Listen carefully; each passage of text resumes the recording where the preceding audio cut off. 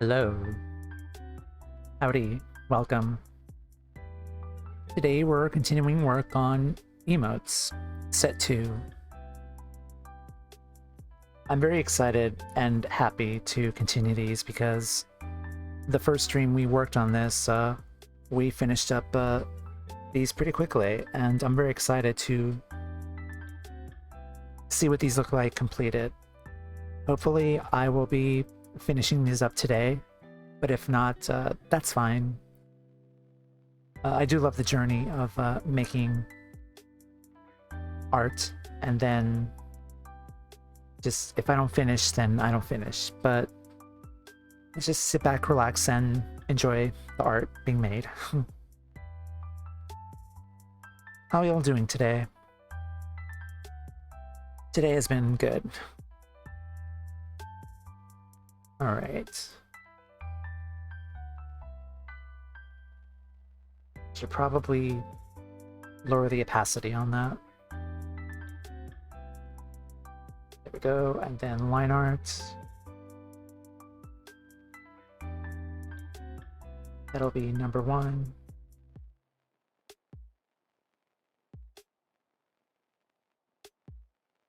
Okay, no dropped frames whatsoever or rendering lag. That's good. I noticed my last gameplay videos, like the one previously from Friday, was lagging a lot in the audio, and to kind of remedy that, I removed a lot of images and stuff from the source thing on OBS, and it did help a lot. My previous Kingdom Hearts stream did not lag at all, which is good. I just gotta like stop piling a ton of shit on OBS, and thankfully there won't be any more lag. Alright.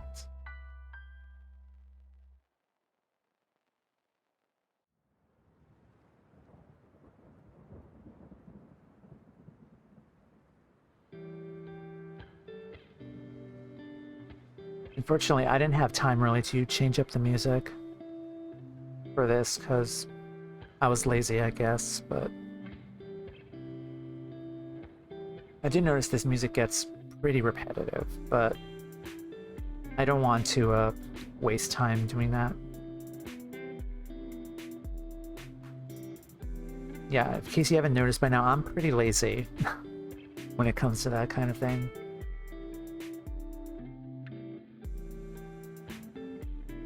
But eventually, once I have the time to do it, I'll try and see what other alternatives there are to putting background music in here without getting noticed by the DMCA gods.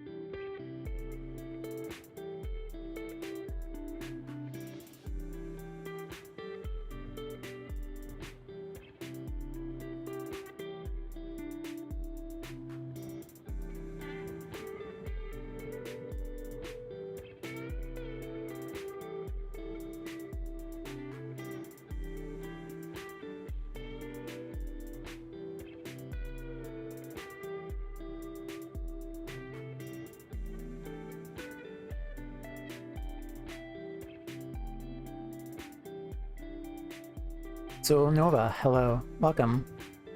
Glad you're here. How are you? Why, thank you. I am working on my second set of emotes for Twitch and Discord.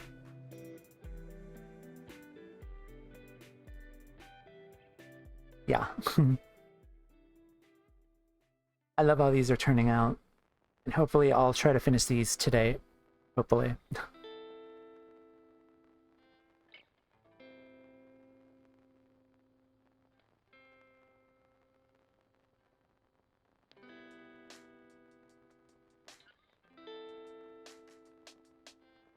I am excited though, because eventually once I reach affiliate, I can use these in the Twitch chat along with like channel points and other fun stuff, but that's still a ways from here.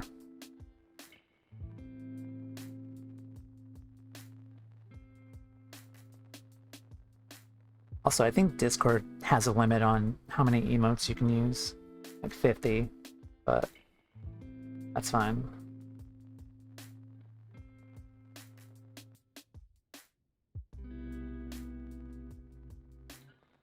Okay.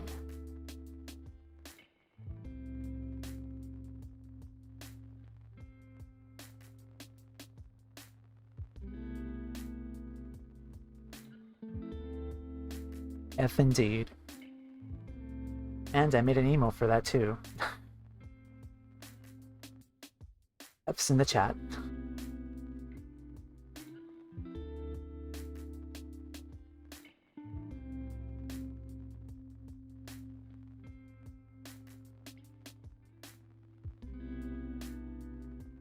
So how's your day been? Mine's been pretty uneventful. Just wake up, eat, and draw.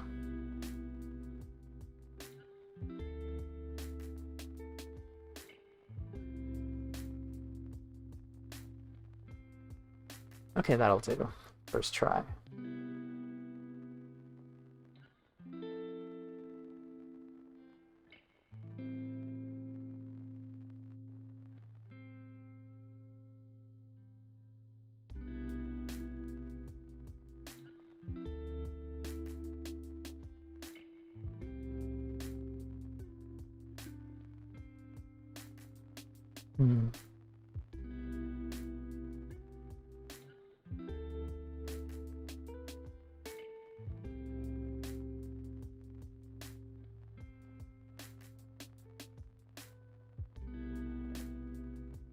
I do like how expressive these are.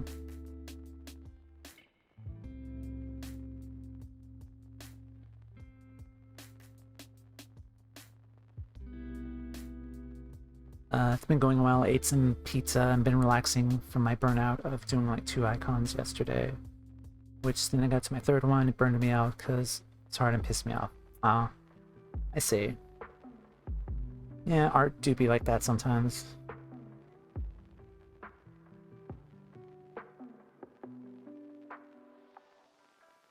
But still, progress is progress.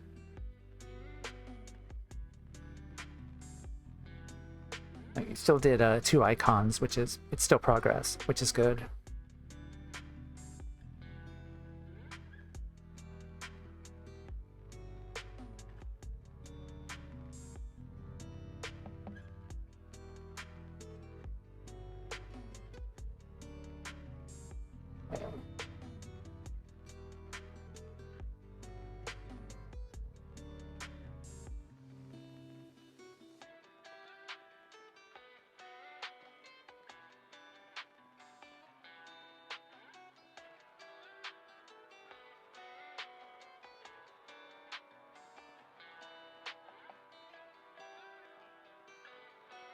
Yeah, it should be the first one. Oh. True, suddenly you have this big motivation to do so many things, and then you get to halfway where it just disappears. Oh yeah, I've felt that a lot. Especially with comic making, because that requires a lot of endurance and motivation to work on it consistently.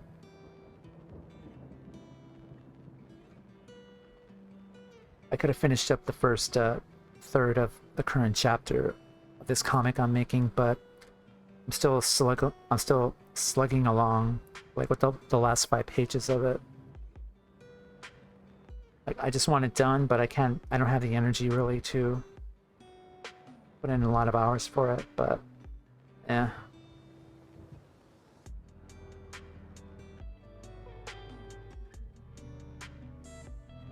I'll get there though.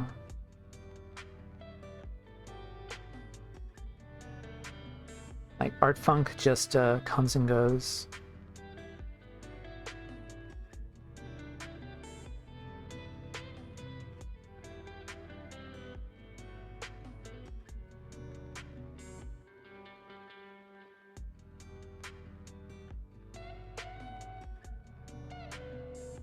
Yeah, that would kill me since I plan to make a comic for my friends overseas, and mine died so quickly for that comic, so I really, yeah.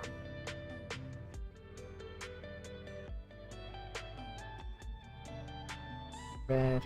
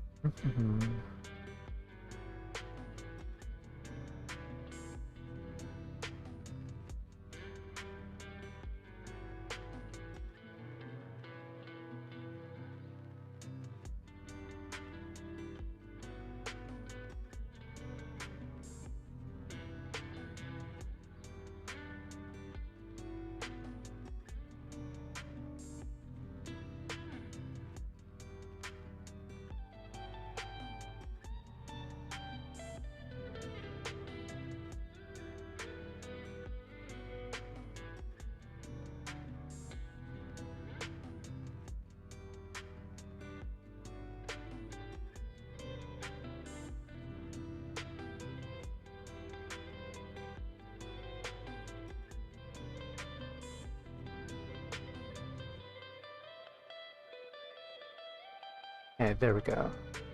Alright, so one is done. On to the next one.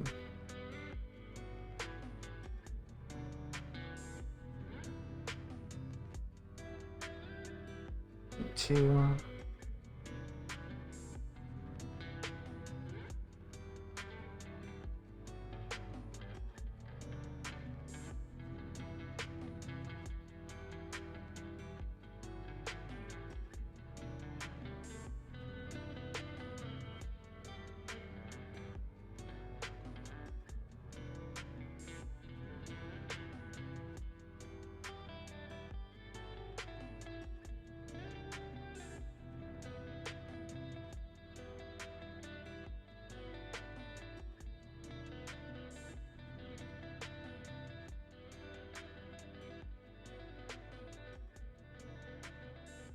Also, yes, I am making emotes for Esper, the Pokemon, because Esper is one of my favorite Pokemon. It's a cute little murder kitty, and I love Esper with all my heart.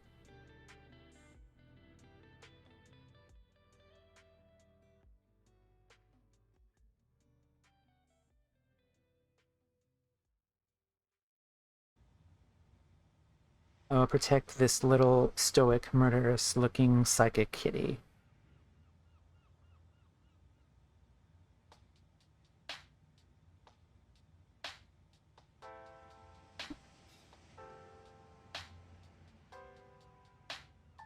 Whoops.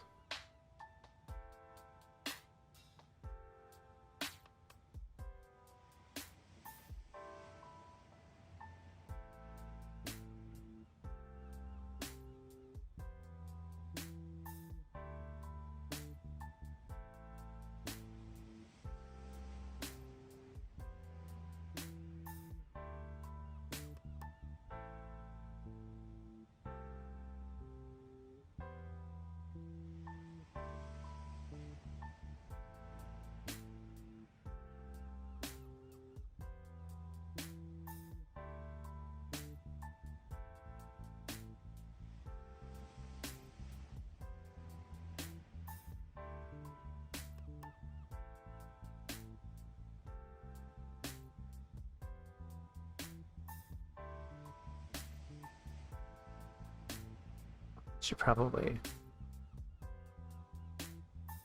do this. And do that. Yeah, that makes more sense.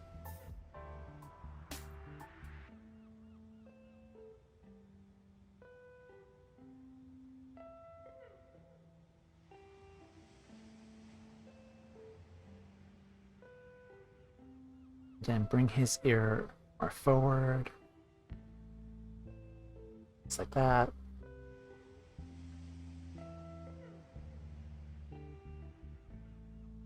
There we go.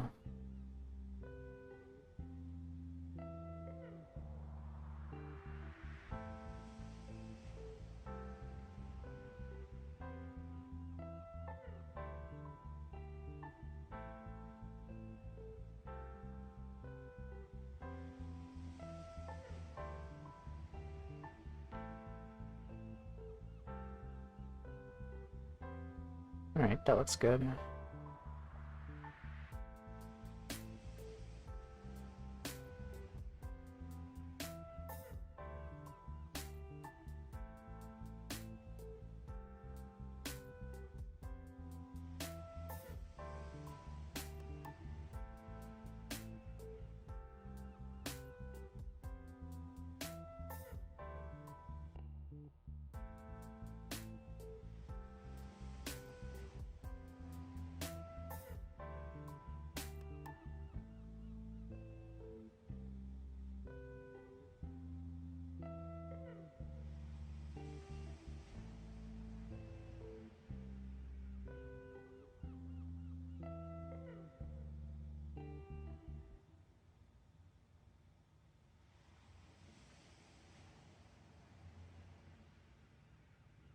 Right.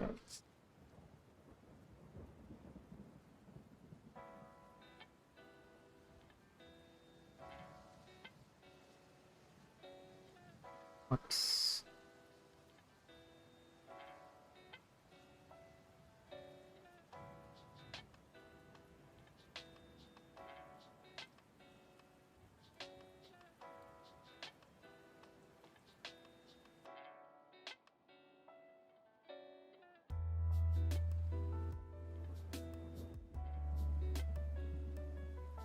Where's that? Okay, yeah, that looks good.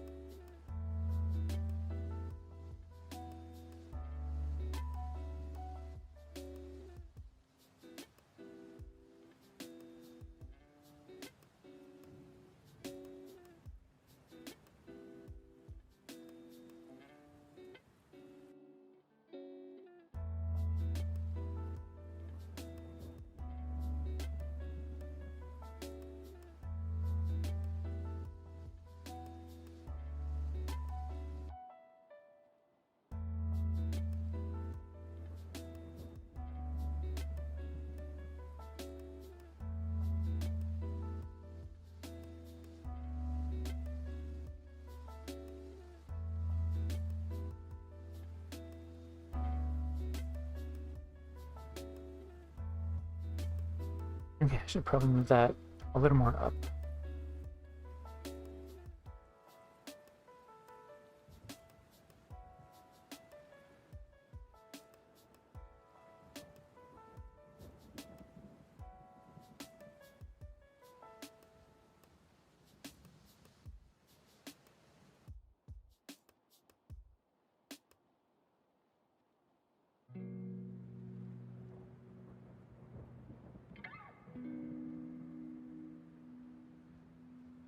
There we go.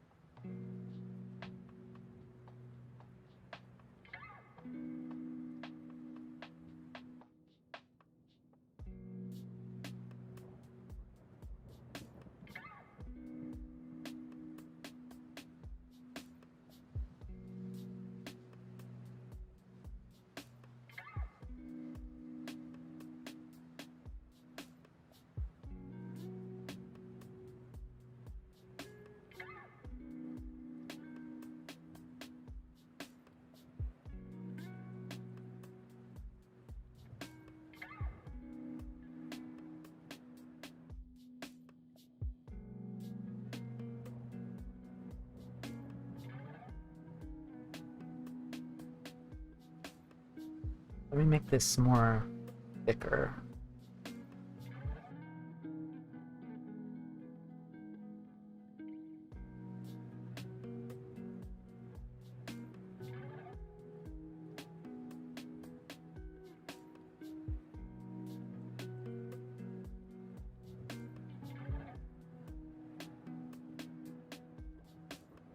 Okay, there we go.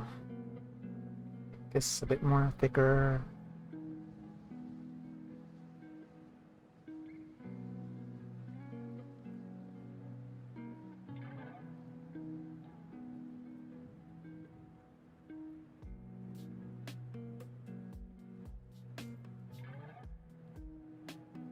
Rotate this. It's a little bigger. And there we go. Probably tilt this a little bit.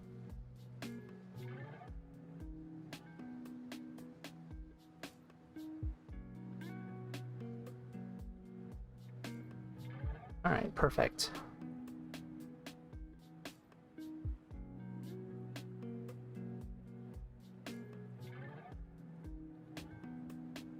So we'll save there. Get some water.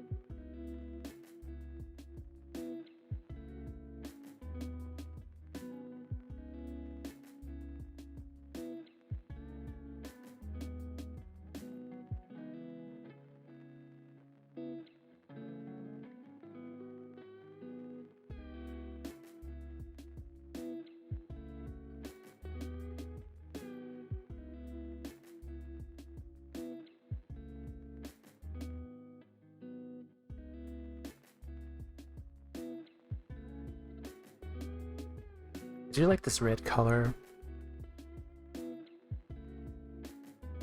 Like the sketch layer kind of gives the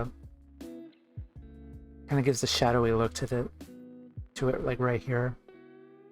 I kind of like it, even though it's like scratch work. Probably add a shadow. Not when I fully color this, but I do like this red.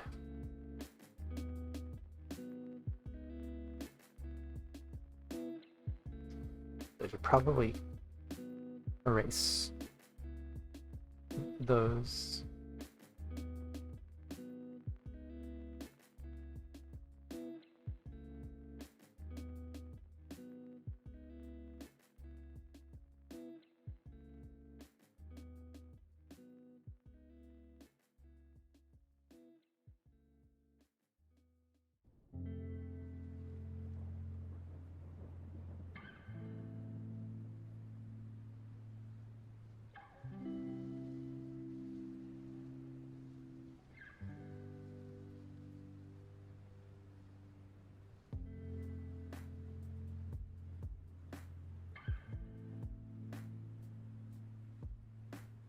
All right, number 2 is done.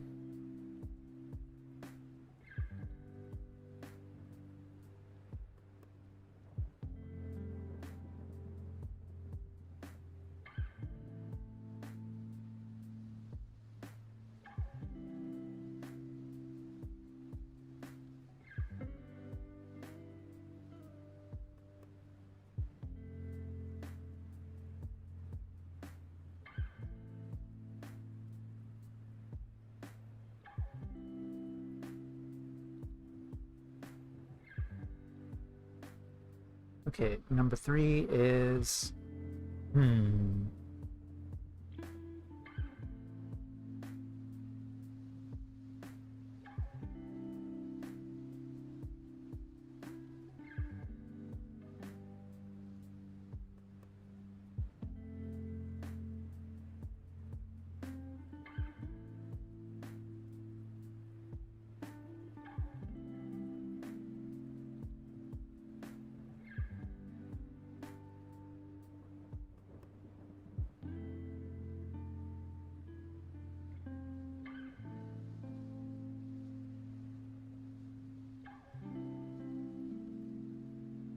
Hey, Annie.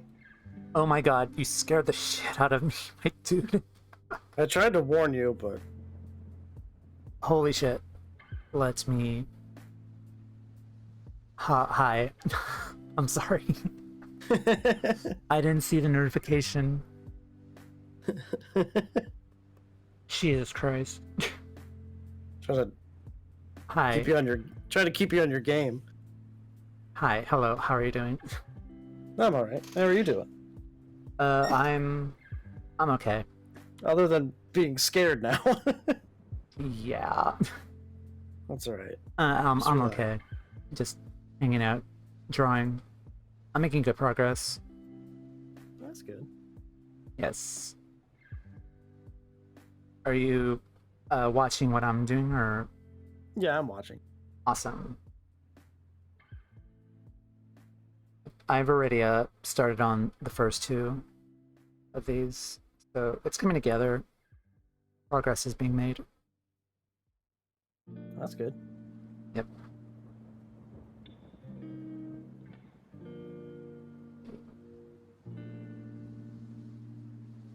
I'm a little bummed though, because the event I wanted to table at Artist Alley was sold out.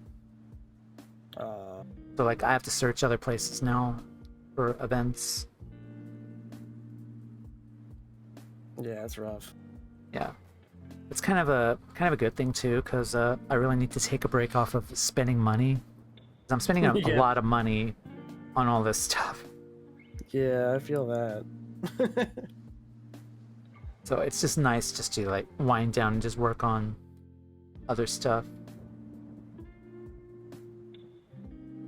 Well, and a lot of stuff will calm down again too here soon, because now a lot of people are just getting used to being able to do things again. Mm-hmm.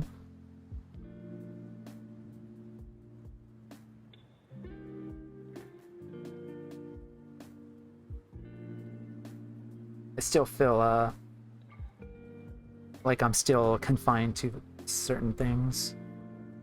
Yeah. Like, Fine. I don't have that feeling yet of like complete freedom.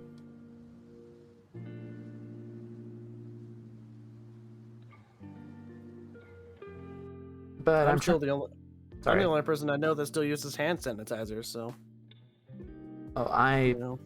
I religiously use it like all the time.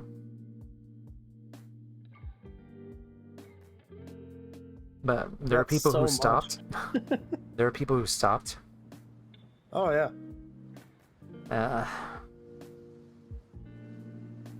Like pandemic aside, still keep using hand sanitizer. Oh yeah.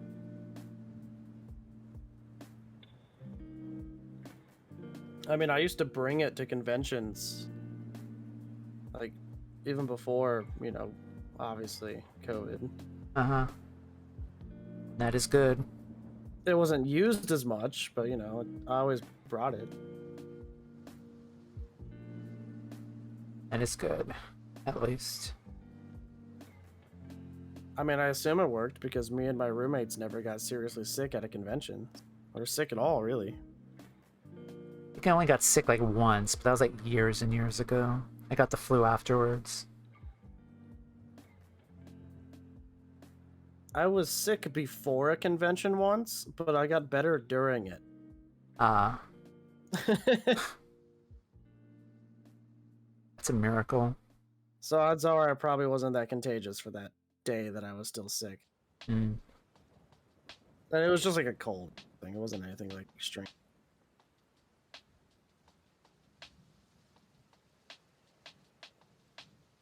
I will still be wearing my mask to events, so that'll reduce the risk even more.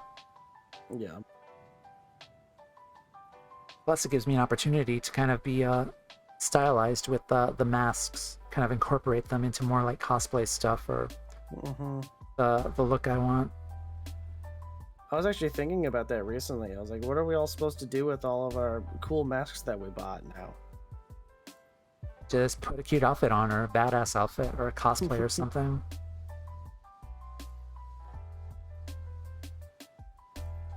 I still think we should go through with what a lot of the world does, which is if you are sick, wear a mask. Yes. Regardless of what you're sick with. But unfortunately, there are chuckleheads on all sides who scream "my freedoms" or something. My freedoms.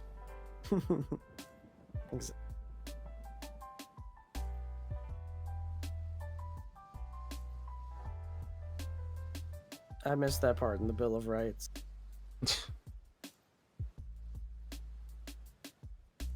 The right to not wear a face mask.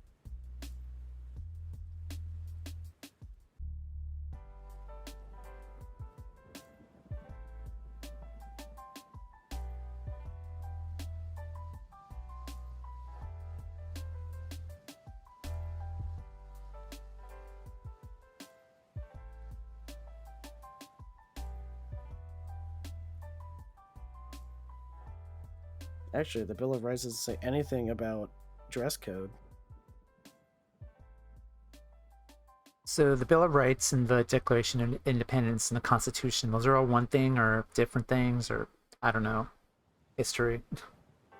The Bill of Rights are the first part of the Constitution. Oh. The Declaration of Independence was pretty much just the document that made us our own country. Or more or less just made us not part of England. Okay. Is the main thing about that. Yeah, I completely forgot all about that in history class. Yeah.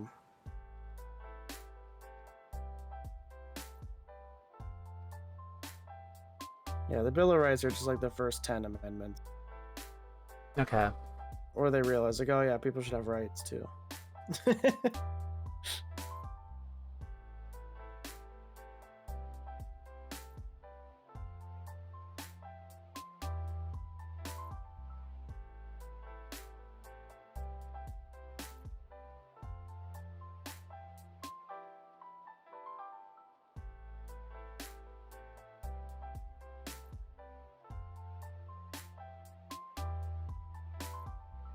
Is Rad free? Do you want to poke him or something?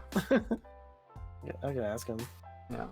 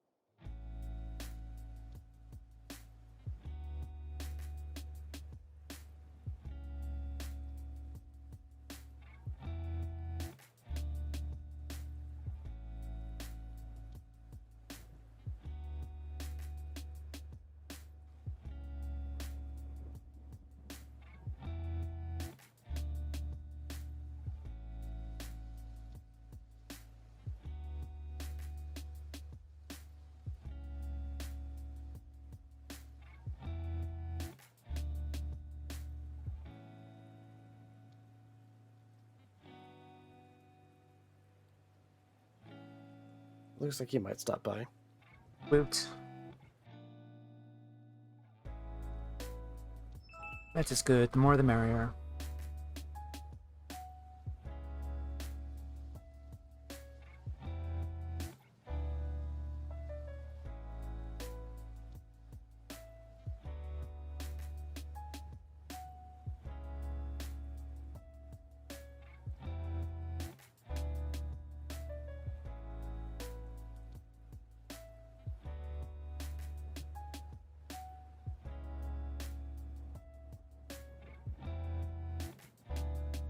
Also, I really do need to find a directory of like if certain places list like convention events, so I can know ahead of time where to apply and stuff. I'm sure there's one somewhere. Yeah. I don't know how easy it would be. I mean, if you go by venue, you'd be able to find it pretty easy. Because you Mhm. could just find all the ones scheduled out for like a year or two. Yeah. And if you go by like fandom, it should be pretty easy. I don't want to go by fandom though, because like a lot of my stuff covers a lot of different things. Well, yeah, I mean, you could look for more than one too, though. But Okay. I'm just saying, just because I don't know if there's any like full database of every event, Mm. in a given area. I will say though, like eventually down the line, I do want to go to another PonyCon. That will happen. PonyCons are the best. Yeah.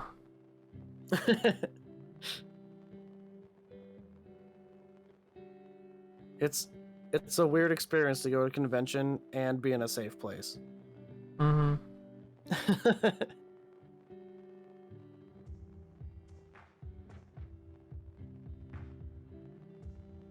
God, I have not been in one in like a long time. Almost 5 years now. I mean, I haven't been in like 2 years, but I mean, COVID played a Yeah. big role in that.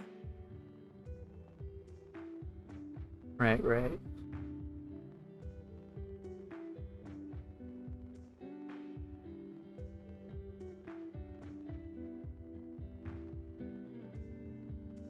But I almost don't count the last 2 years.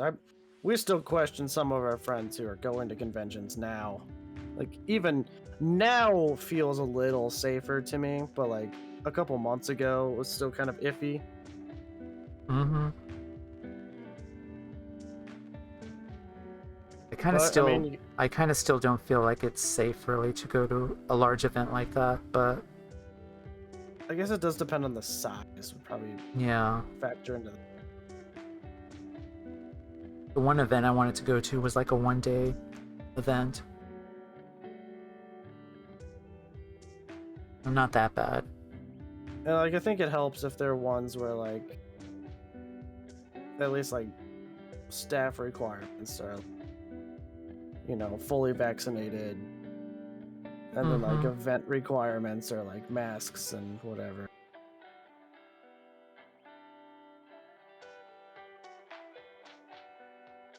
Although it does seem to be getting a lot better. That is good.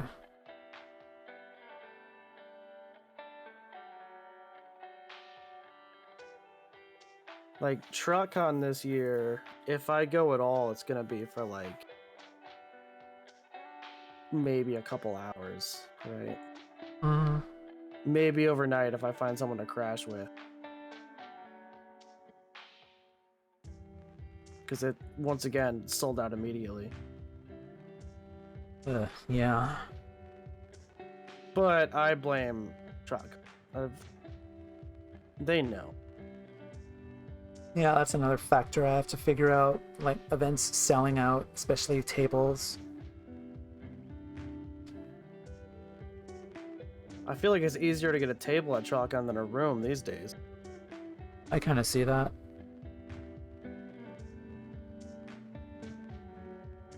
I don't know. I still think that TruckCon should upgrade to a bigger hotel. It's really small. It's a tiny hotel. Oh. And it's in like a not super great part of town. Hmm. Like it's not a bad part. It's just not like super great. Where if they move like a couple miles down the road, if they can get into one of those like like the hotel that held my brother's wedding. It's a hotel with an attached convention center. Holy shit. And it's on brand because it's a Hyatt Regency. Mm-hmm. Like what? Winnie City and all those are at Winnie City, and Harmony Con and those are at Hyatt Regencies. BabsCon, yep. Yeah. But TrotCon's just so like, no, we're TrotCon. We gotta be at the TrotCon hotel. It's like, all right, cool. If you're fine with that, means most people who want to come can't go. That's great. Because I don't know if Darkly fully appreciates the fact TrotCon is now the East Coast PonyCon. When is TrotCon? It's I don't know. I think it's in July again. It's usually in July. Oh, okay. But since BronyCon ended, they got a huge uptick in attendance because the one in Baltimore doesn't exist anymore. Right. So it's almost ironic that now the East Coast PonyCon is the one in Ohio, Hmm. which is hours away from the East Coast. But it is in the Eastern time zone. What is it, like the Midwest, I think? Yeah, technically.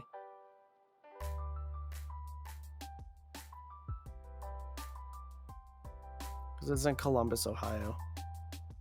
Okay. About an hour north of where I live.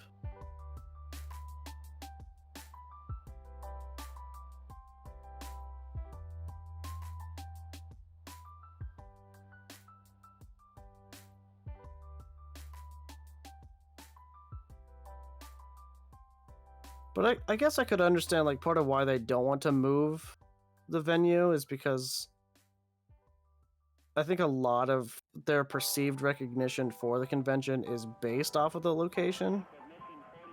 Hmm. Which I'm saying they can move a couple miles away. Like that Hyatt Regency that I'm thinking of, and I'm sure it cost a lot to get in, but I'm sure they can raise the money considering they had to go fund me that got like twice their money back just for that year that they couldn't do the convention. Right. They could probably afford it. And it's a big enough hotel, that Hyatt Regency, that when I was there for my brother's wedding, there were like 4 or 5 different events going on there. Woot.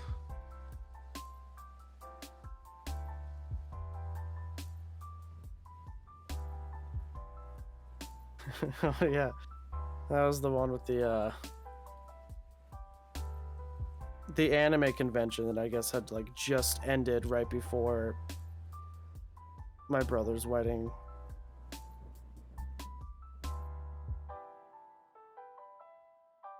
A weird time.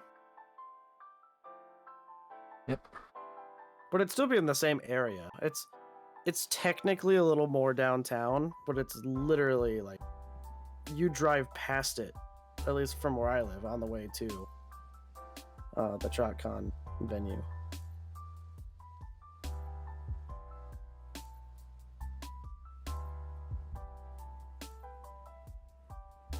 I don't know. Unless they have a real contract, actual loyalty seems kind of stupid to me.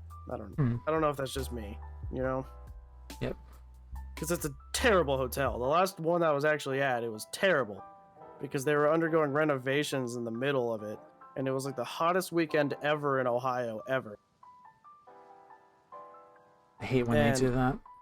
And the whole place was just hot and humid as shit the entire weekend. My least favorite weather. Exactly.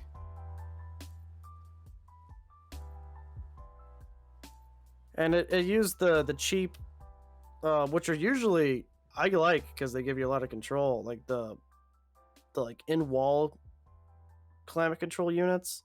Mm-hmm. You know. But I know I noticed even in our hotel room at that particular convention, we could see there was like an 1/8 of an inch gap between the unit and the wall Ugh. that just went outside.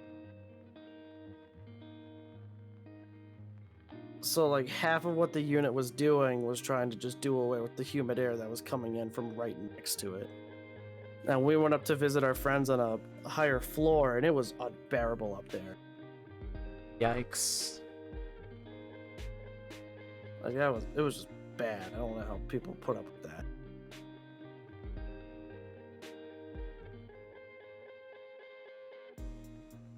And we were only on like the 3rd floor. I think they were on like the 6th floor. Yeah, there was one anime expo, I think in like 2017.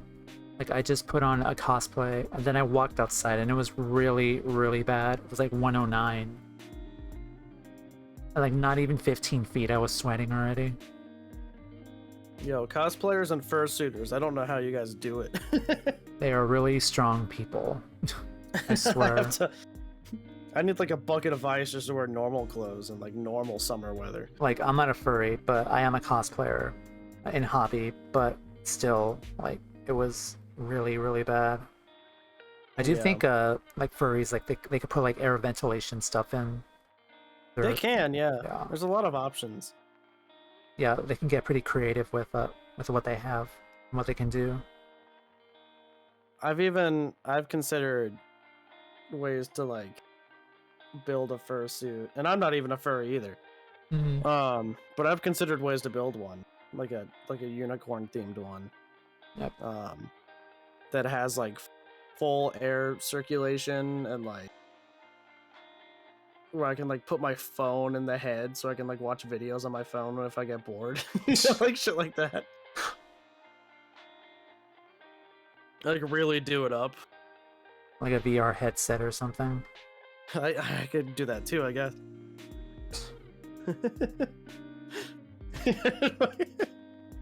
That'd be fun. That would actually be really funny.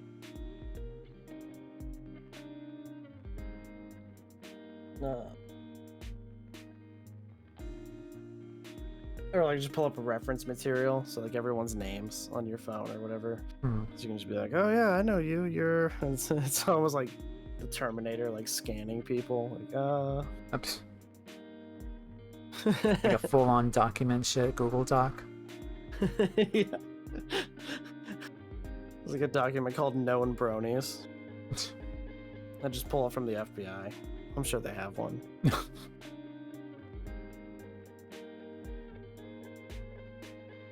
Hey, I do know that the CDC knows what bronies are. Not the CDC. The FTC. Oh my god. Not the CDC. That's completely different. I'm just so used to saying CDC after these last couple of years. Yeah, yeah. The FTC, because I remember during the whole COPPA thing, I even sent them a message to their open inbox thing on the official government website, kind of explaining what a brony was. Wow. Like, because it was, in my opinion, and I'm sure not the only one. I mean, I did it really politely and in proper English and everything. And in that case, it might have been the only. But I had mentioned how, like, basically, at the root of it, we are adults who are fans of a children's show. Mm-hmm. But most of what we do is transformative.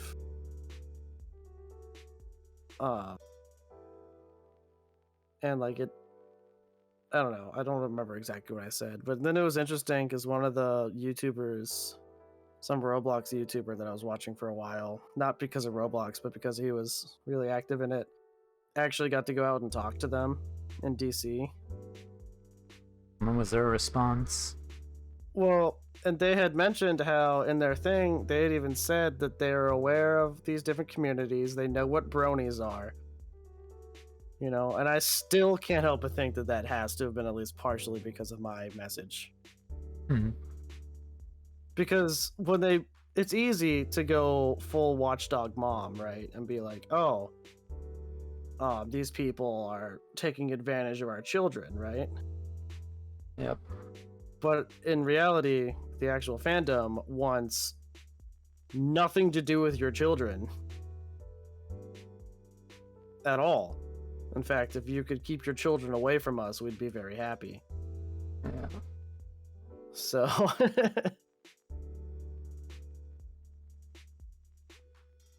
don't know, because it was that whole thing with Kappa, because they were talking about like child-friendly content, and the way they were extrapolating it could literally refer to any sort of cartoons or brightly colored characters. Yep. And it's like, well, that's problematic. I see why you would make that claim from a legal standpoint, because it makes it easier when you sue people to be like, oh, well, we told you, right? But how detrimental that is to actual content creators. Oh yeah. And not even just like animators and cartoonists and stuff, right? Mm-hmm.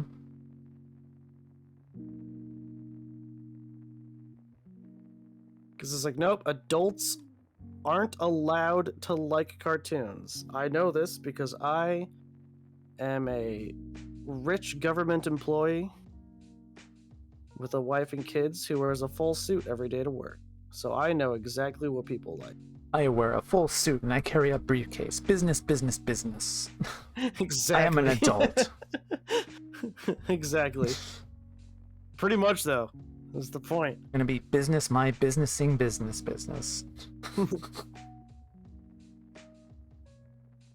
it's like, yeah, that's cool for people who can do that. or even just okay with doing that. Probably more accurate. Mm-hmm.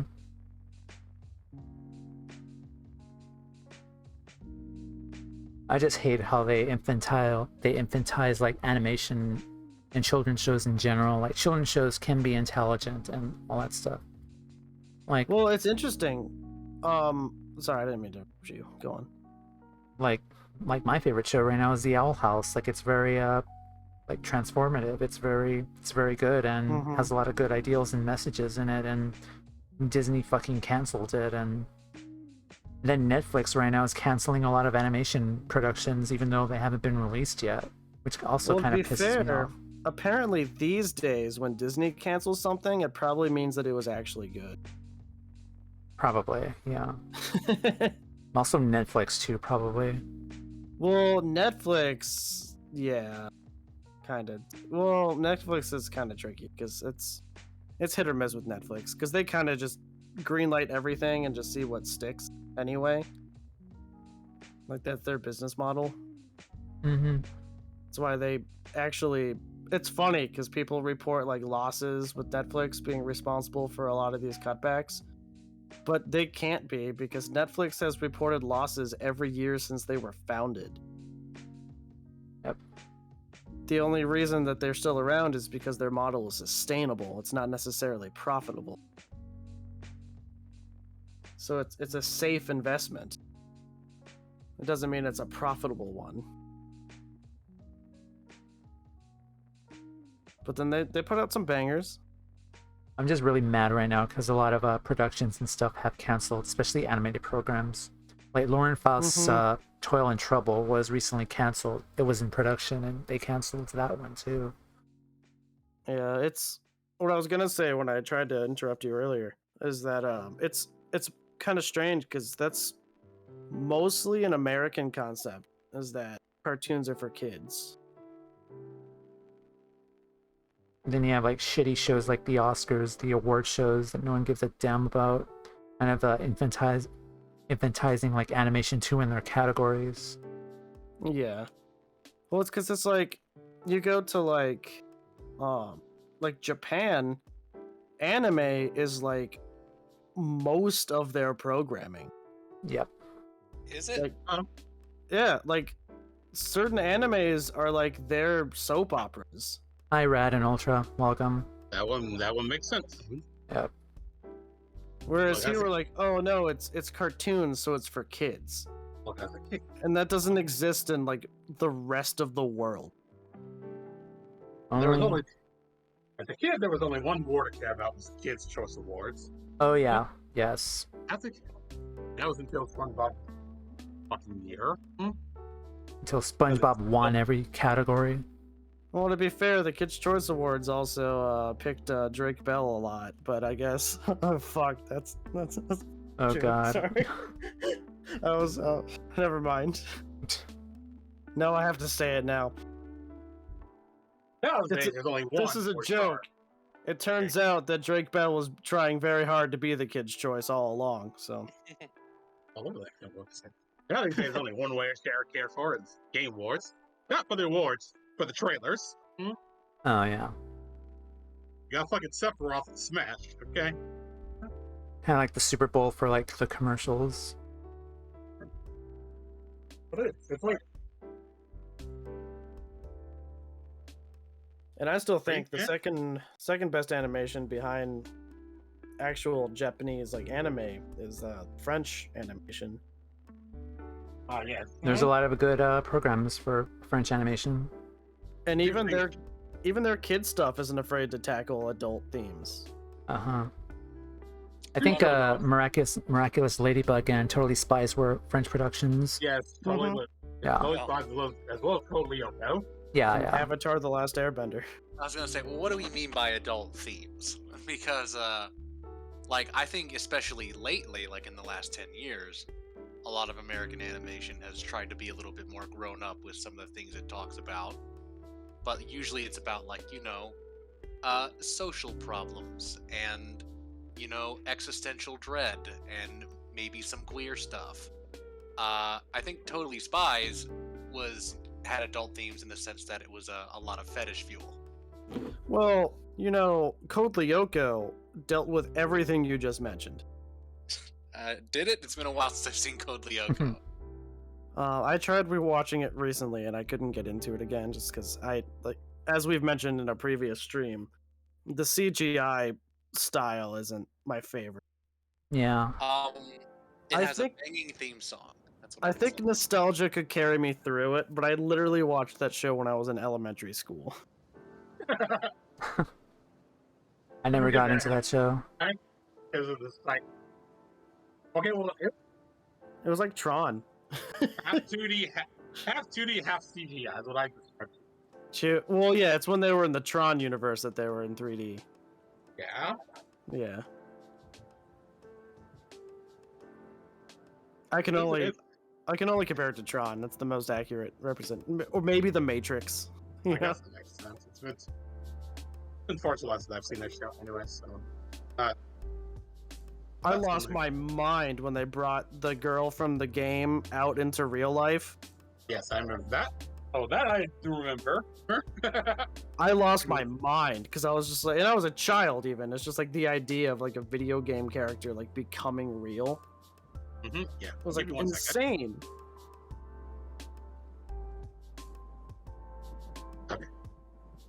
I think And then, Johnny Quest kind of did that too with like the 3D and 2D. Like that well, fucking blew my mind. Johnny Right. Quest do that? I Yes. watched Johnny Quest for a while. That was a 90s. I don't know if that was a 90s Johnny. Yeah, it was the 90s one. Oh, the 90s one. Mhm. Oh, yeah, okay. I know what you're talking about. Yeah. Yep. That's another show I haven't seen in forever. Those where you just. Hey.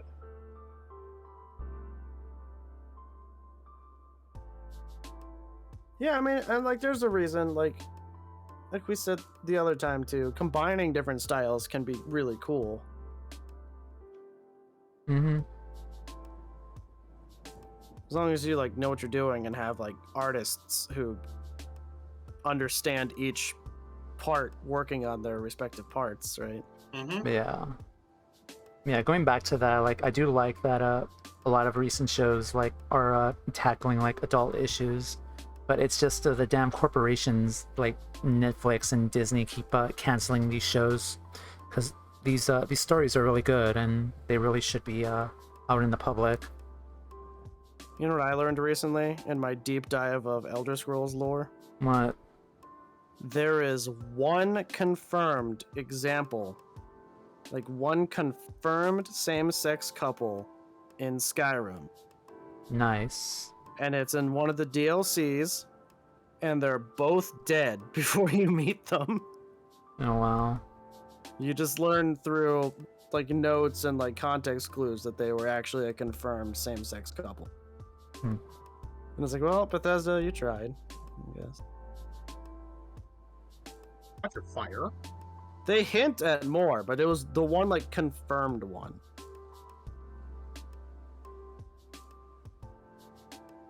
Oh, they got Flores.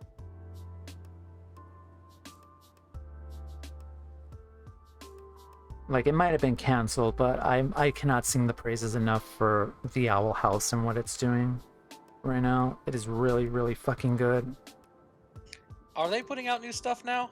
They're releasing new episodes, yes, weekly. Okay. Yeah. What are we talking about now? Huh? The Owl House and how good it is, and how I never shut up about it. I was able to get through some more Owl House. I still haven't finished season 1 yet. But I mean, I like it. I just need to like make a point do watch- to finish it. I did watch a couple more. I went back and have been watching some God Adventure damn it. Time. Fucking goddamn it. Because I watched Adventure Time like as a teenager, just when it was on TV. But like the more I learn about the lore, I learn it's like, wow, this shit's actually fucking deep. It's deep as fuck. Now they have like a more adult version of the show on HBO. Do they? Yeah. That makes sense. I don't know much about it other than I guess it's, you know, new and a little hornier. That's saying a lot because the original was, oh my god. It's kind of shrouded, but pretty much the entire show is just Finn's never-ending journey to impress his waifu. I do remember that there were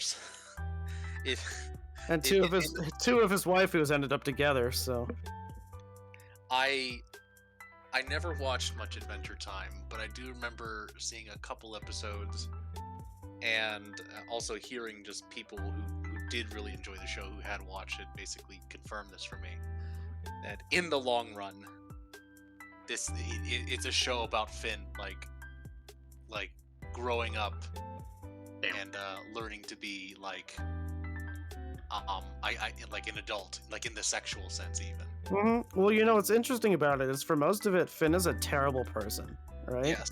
Yeah. And I think that plays into the theme is that he's the last human. Yeah. And what are humans? Terrible.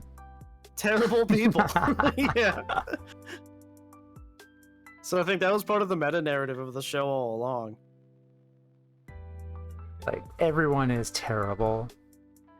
I just remember I remember seeing some earlier episodes, and it was like funny and also kind of just a little uncomfy at the same time to watch, like because the first person he crushed on I think was Princess Bubblegum, right?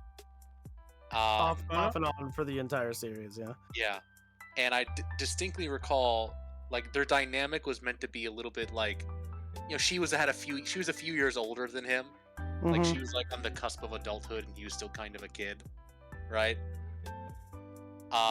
You just went to the character arc where she regresses in age. That's a thing. I think that does happen. You're right. It does, I remember. But regardless, there was a point where she was definitively a few years older than him, and he was doing all these little things to like that definitely showed that he was super into her, and you could tell how uncomfortable she was. Yep. It's really funny and really uncomfortable at the same time. Well, it makes sense later because canonically, she ends up in a relationship with Marceline. Woot. Spoiler alert. It's so long ago. Yeah. And that show's like over 10 years now or something, right? Next you're gonna get mad at me if I tell you that Mordecai doesn't end up with what's her name? Margaret, the first girl that he liked. What? Dude, she fucking left. I know she fucking left. Huh? Everyone knows that he's a star-crossed lover with Twilight Sparkle. Oh my god. We've seen the memes. You pretend that airplane. Exactly. I love that song. It's one of my I can't favorites. believe it. I don't think I've ever heard fully know it. Again, Did I you only ever know it see- through artwork. Yeah, there's tons of artwork. I love it. I know. Did any of you at some point, Haley Williams actually commented on that? Like, I don't get it, guys. Really? Yeah. That was awesome. I think I. Oh yeah, I did hear that. Yeah. Well, it's so interesting that like right when that meme came out was like right when I was like getting back into regular show again. So it was like so perfect that it was like, well, and I wouldn't call Mordecai one of my favorite characters at all. I actually do not like Mordecai's character. I think he represents exactly the kind of guy that I don't really like. Yeah. Because he's completely disingenuous. Disingenuous. I don't know. He's not even like open to himself, you know. And like Yeah. everything that happens is someone else's fault. But like he worked really well in the show because he was a very relatable character. Because if nothing else, he reminds all of us of at least somebody that we know. Who's that person who's always crushing on that girl and like, well, have you asked her out? And it's like, no, I couldn't just ask her out. And then like she's dating someone else and he's like, oh, it's not fair. And it's like, well, you never asked her out, dude. Yeah. You can't say it's not fair when you never even asked her out, dude. Come on. Yeah, plenty of chances that you fucking blew it. Uh-huh.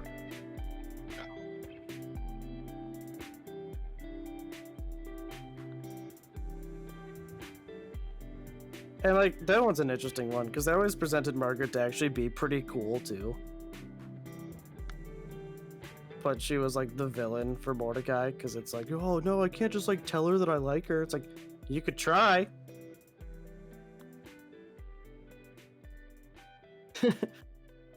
Yeah. There was a whole episode where he changed the fucking time-space continuum just because he had chili dogs before they almost shared a kiss.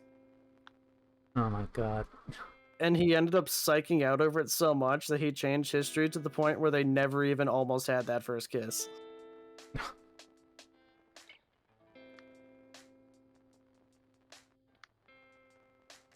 And I think it would have been fine because also they, whatever. That show is cool though. I know that show is cool because I knew I liked it immediately when I saw the Billy Mitchell joke. Because not many people are willing to make cartoons, quote unquote, for children that are based off of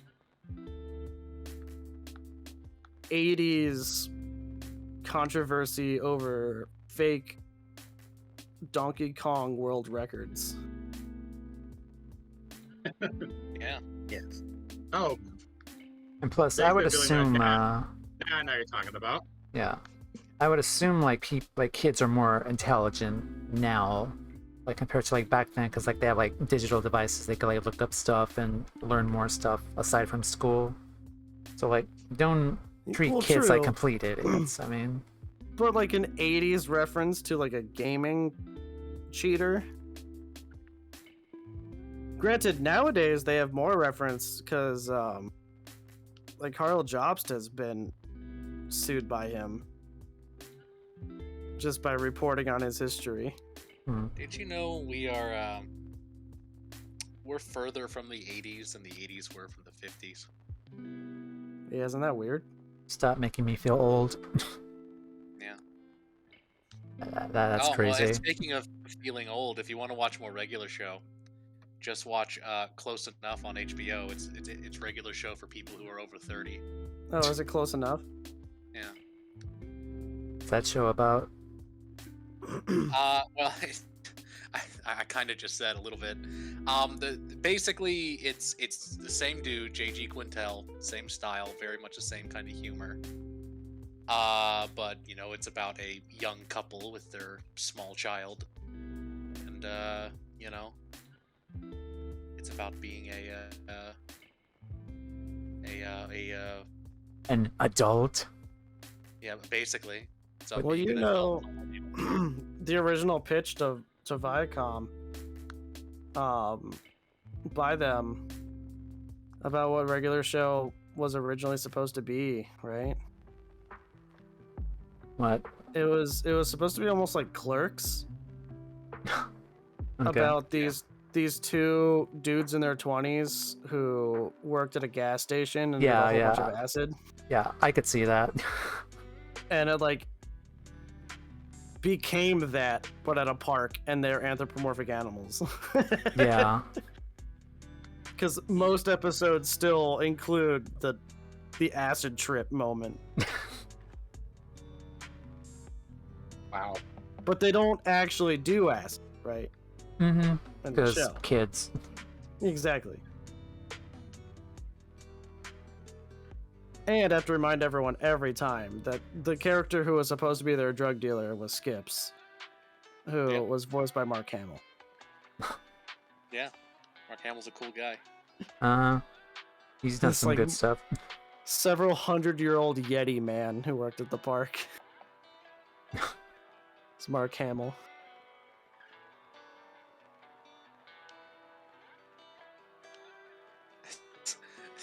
I love how like most of the characters Mark Hamill gets nowadays, when he feels like working. Not that he needs to; he has shitloads of money. They all just have this like gravelly character to it that I guess only he can do now. Well, he's really good at it. He is really good at it. Yep. I remember I thought it was kind of funny because I was watching something about Batman where it was like a look back at like the series or whatever. Mhm. And like two of the people that I saw that were talking were Mark Hamill and Tara Strong. And I was like, oh yeah. Yeah. She wasn't actually that prevalent in the Batman show. I mean, if I remember correctly, she was actually the second Batgirl. I think they had someone else playing. Well, she was Harley Quinn later on. Well, she wasn't Harley Quinn in the show. She was Harley Quinn after Yeah, later on. the Arkham games. Yeah.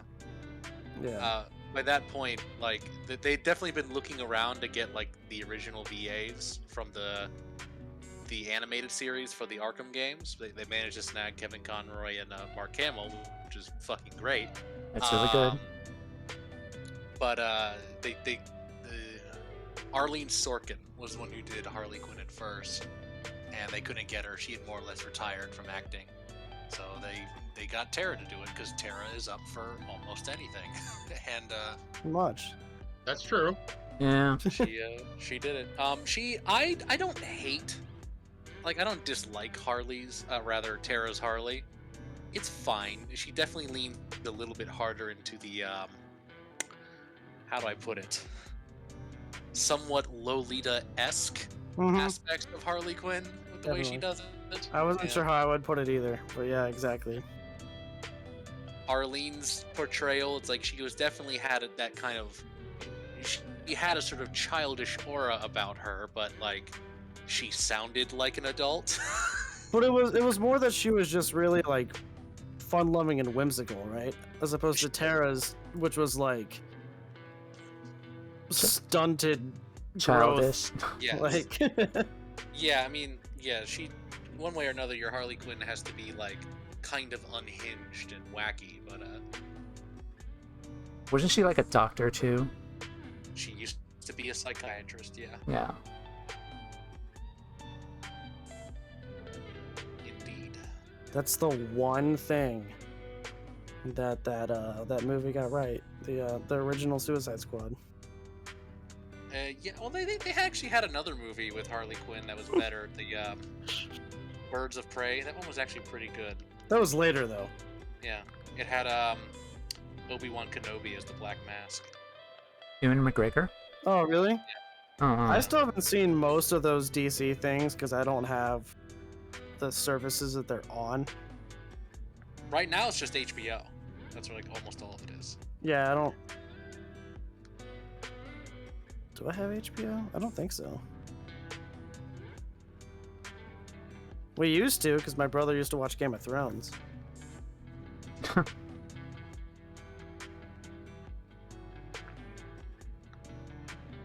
The only thing that's on HBO that I actually watch is Last Week Tonight, and that's all uploaded to YouTube. yeah. Well, most of it is. They leave some of the show off. The main story is always uploaded to YouTube. But also a lot of it is internet exclusives. Yeah. You can find the whole shows. Yeah, you can find them pirated like right off the bat. Yes, But absolutely. Usually it's just the clips, but they will put out full episodes too. Indeed, they will. Well, why not double dip, right? I suppose so. Yeah. Especially because you're already getting the HBO subscription fee, regardless of if people watch it or not. Yeah. So you might as well double dip and get the YouTube revenue too.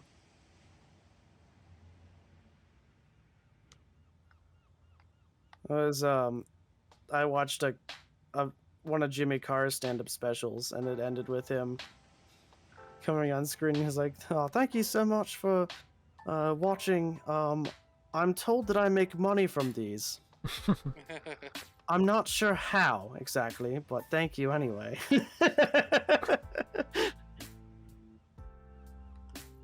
Yep. Of course, that guy's also like the host of half the shows in fucking Britain nowadays. Which is amazing because he is like exactly the kind of person that would be canceled in America nowadays. Perhaps. Because of some of the jokes he's told in the past. I But mean, he's always been good about them. I mean, a good comedian like understands the right context, and he's usually pretty good about Mm-hmm. making sure the context is right. And he's been good about growing up with changes in what's more accepted.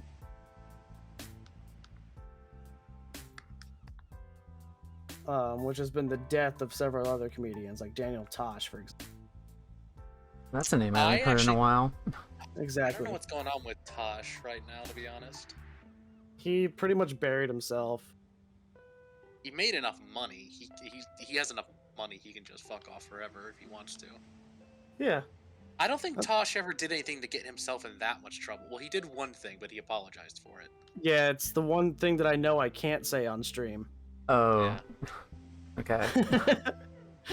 He was trying to deal with a heckler, and he did it in the worst. Yeah, way he did possible. it in a very bad way. Ironically, the precedent that he's put up against is someone else who's been canceled since then as well, Hmm. which was what's his name? Louis C.K. Yeah. Well, Hollywood just decided to forgive Louis C.K. That's what happened with that, and I they shouldn't think I have because remember he's it, being yeah. I still think Louis C.K.'s thing wasn't that bad because it was consensual. It was just weird. I think a lot of times it wasn't. That was the Well, problem. then it's bad. Like, yeah, he was essentially sort of exhibitioning himself. That was. Oh yeah, that's bad then. Oh, yeah. And decent exposure isn't good. Nope. Otherwise, it would be called decent exposure. It's true. That's science. All right, I'll be right back. Give me just a second. Sure, sure.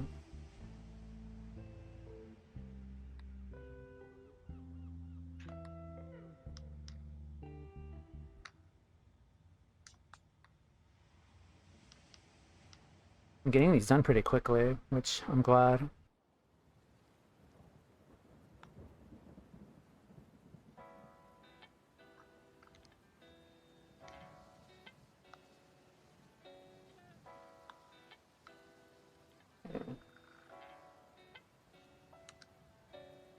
How you been, Rad? Eh. Work has been getting me down. Oh, I see. Yeah. I'm still trying to get out of there. I haven't really gotten any new resumes out yet. I'm sure if I were to leave now, my manager would fucking hate me forever for it. So, like, I don't know if that's, like, sort of subconsciously pushing me to, not leave just yet. But, yeah, just, I got some more bad news in that 2 of my part-time people are going to be leaving in 2 weeks. Oh, I'm sorry. So, like, that's where we're hurting the most, is we don't have any part-time people to sort of mostly work the evenings, so...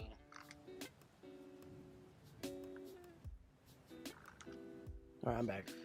So, I don't know how that'll go. I need to start getting resumes out. I need to get out of there, but we don't have a replacement for me yet, and we're losing a couple people. I mean, things are a lot better than they were, but not where they need to be. Oh, okay. That's impressive, because my old company has decided that its way to deal with things is to get worse. I believe it. So, That's what I. so they're about to lose a lot more people. But it seems like that's kind of what the company wants. Because they're idiots. And they don't realize that stores don't work well without employees. Yeah, that's typically how it works. Well, because they have for a while been trying to like minimize the number of employees. And like really heavily for like almost a decade now been pushing like self-checkout or pickup or touchless checkout or whatever, you know, like where you just fill up your shopping cart and walk out the door and you get charged for it. Amazon. Well, Amazon started it, but Amazon's pretty much given up on that. What? Figures, huh? Yeah, I think Kroger's pretty much given up on that too, because it's just so easy to steal. Oh, yeah. No. I'd It's like, rather oh. at least. Here's all you do. You take your groceries, you walk towards the door, you lay a copper mesh over your shopping cart, and you walk out the door. I'd personally rather just either. So none of the RFDs can be read if there's a copper mesh over them. Huh, I didn't even know that. Yeah, pretty much nothing electronic works if there's a copper mesh, because it's so conductive that it interrupts signals of all types.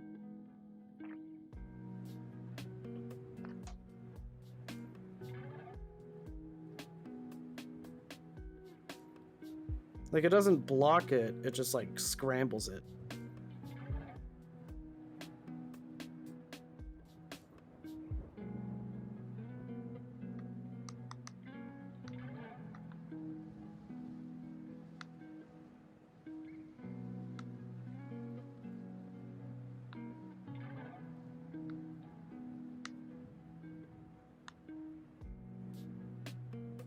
Yeah, Kroger's new thing is self-checkout with a moving belt.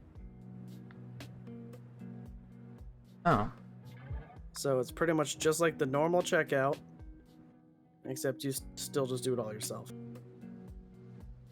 Which you mean the kind of things like that Walmart does, or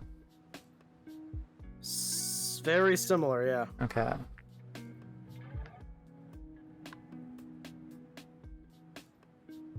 Because I know that all our Walmart kind of has added those automatic ones for self checkout.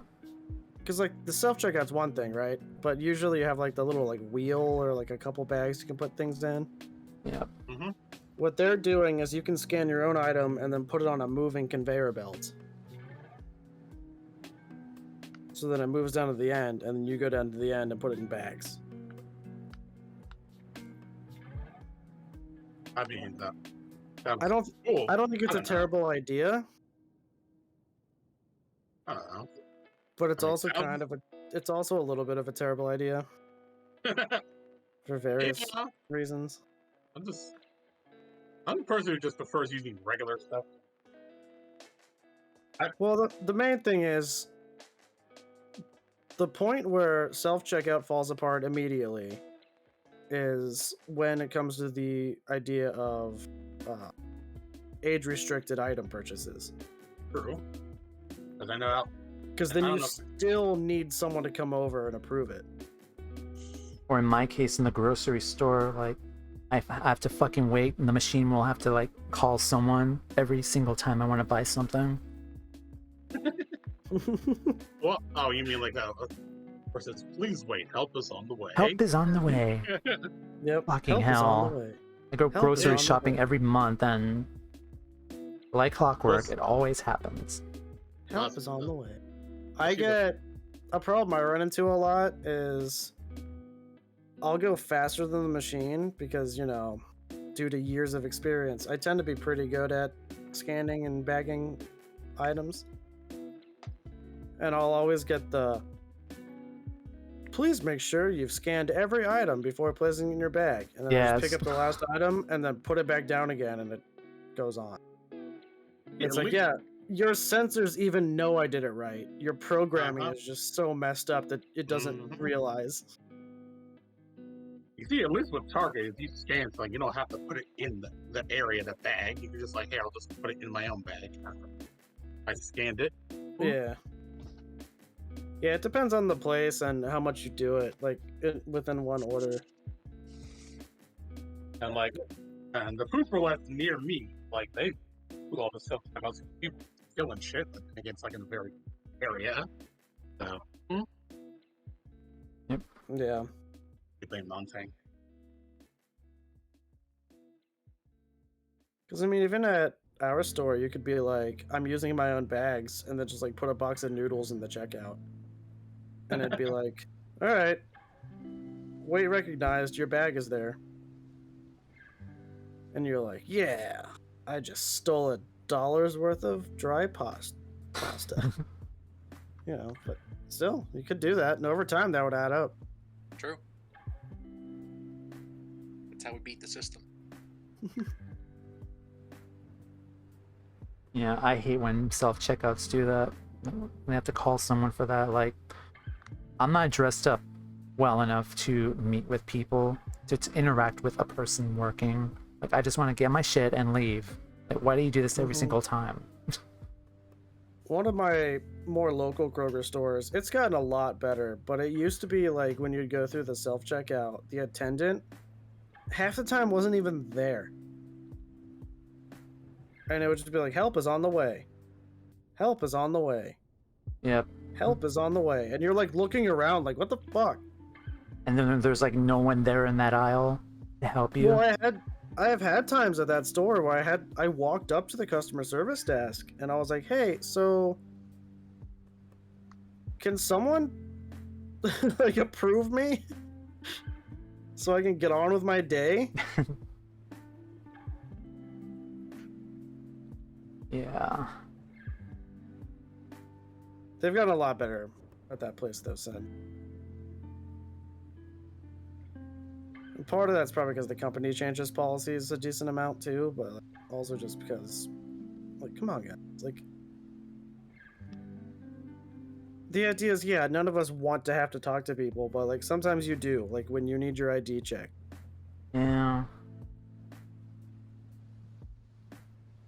And then the people's like, oh, we'll just scan your ID. It works fine. It's like, that is the most unreliable system ever for checking IDs. Because I could just, like, I could go to the grocery store with my mom's license, right?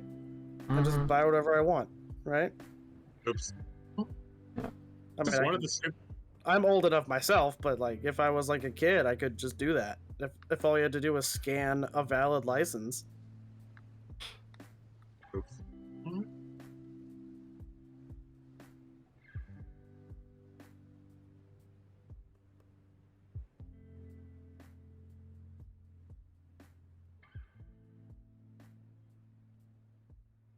And that's the one where a lot of companies are really running into trouble on the automated stuff, is things like that. Because even like the delivery services have to verify your ID if you're getting things like when they drop it off. It's true. Something I was going to say about. I don't know if it's in every state like yours, but I know you can't buy alcohol and gift cards at self checkouts. Huh? We can. Yeah, here, California, you can't do that. Oh, yeah, that's right. We can't. Shut up, though. Or at least at Kroger you can. I've never tried anywhere else. Oh no. Just every store I know, like, yeah, you can't buy alcohol gift cards. Whatever. I know you can't buy gift cards with gift cards. You used to be able to. I mean, that does sound cool.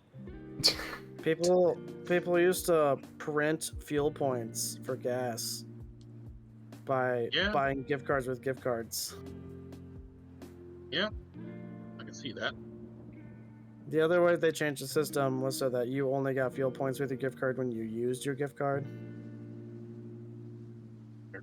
Because we'd get people even like until like the day before I stopped working there, where they'd come up and be like, "Well, I just bought this $200 gift card." It's like, yeah, it's a Kroger gift card. You don't get fuel points for that, idiot. You want your points? No points for you. Program. I did hear that they did fix. They finally did what we've been saying for years, though, at the point of sale for the gas stations, and it does actually show you your point balance now correctly, based on what month you have points in. For years, we've been saying that if they just did that, it would make it so much better. Because then we wouldn't have to. Then our employees wouldn't have to sit through hours every day, especially at the end of the month, of, hey, how do I use last month's fuel points? Apparently now it just tells you. I don't know. I haven't bought gas in a few months. I just never have to worry about it. I like to still rely on public transportation. Say, I haven't had to drive anywhere, so. Yeah.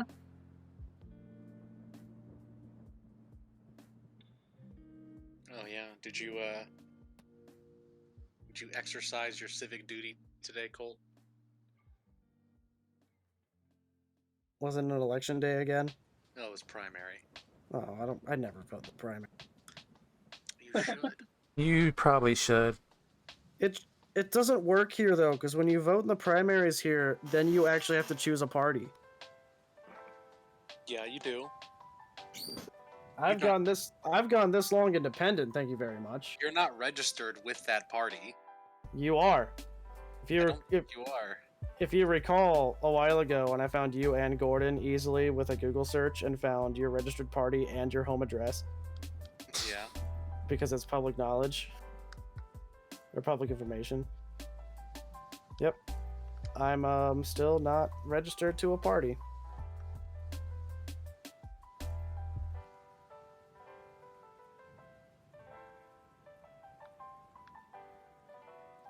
Which is good because my voting tendencies lately have been crazy as shit. It's all over the fucking board. Well, I believe the reason they do that is because they get more funding for the parties based on registered voters for the party. Oh yeah. So they require it.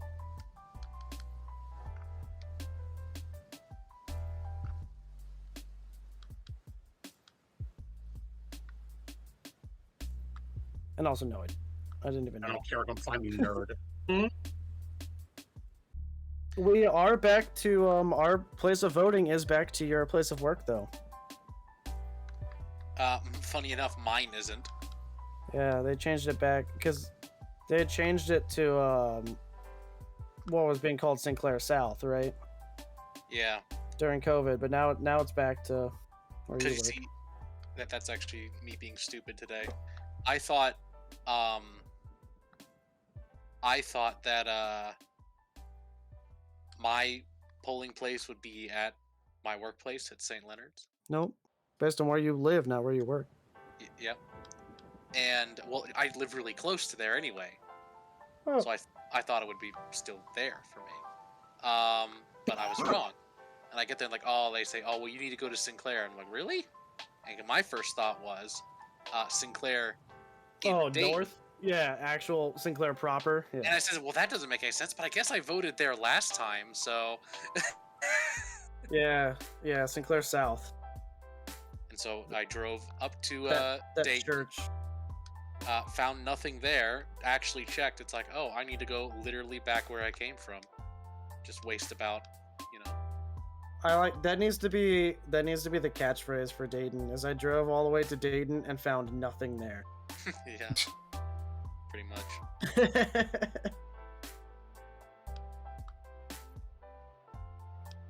Have you followed any of the mayoral candidates? I actually haven't. I don't know what they're up to. I know that the incumbent's not running again. And I don't blame her because the last 5 years we've had a catastrophe Yeah. at least once every year, sometimes more. The fact that we went under a boil advisory for drinking water 3 times over 2 years wasn't a good sign. No.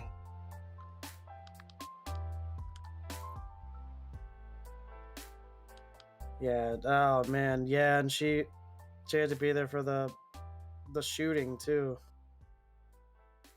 Oh, for Dayton? Yeah. Well, I was thought you were talking about. Not our mayor. Our mayor doesn't even matter. It's true.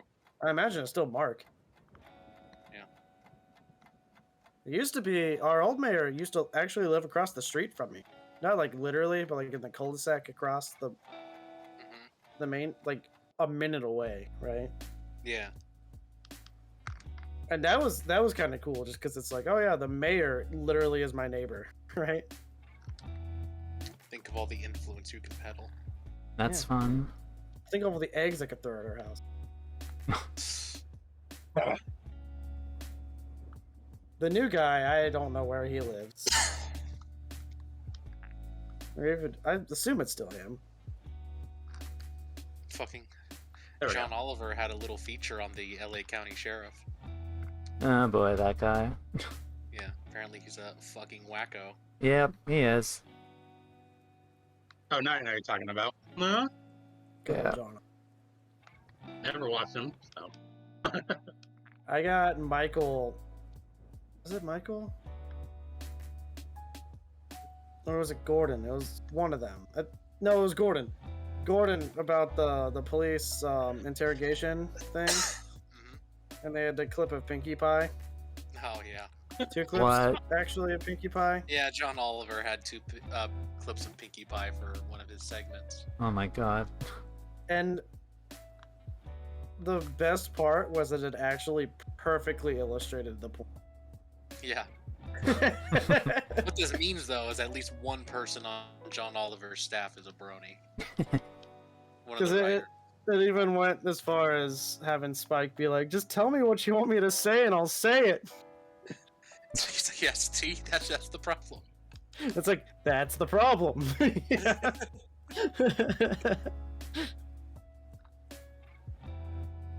It was the Party of One, the Pinkamena episode. Oh my god. The most infamous one to use. With some of my favorite waifus. Madame Lafleur.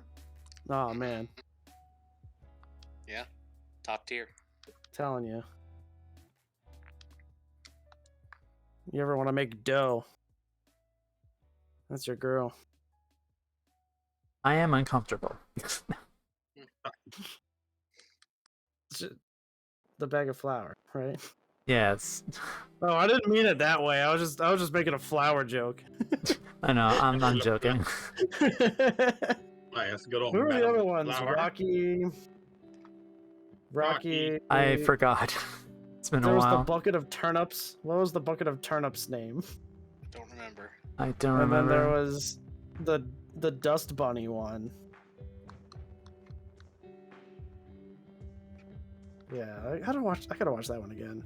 I have it. I have the first couple seasons on my computer, completely illegally. Nice. Uh-huh. Not the glass. I was supposed to get more, but then my brother's computer exploded. I think all my old MLP episodes also got lost when my other computer fucking blew up on me as well.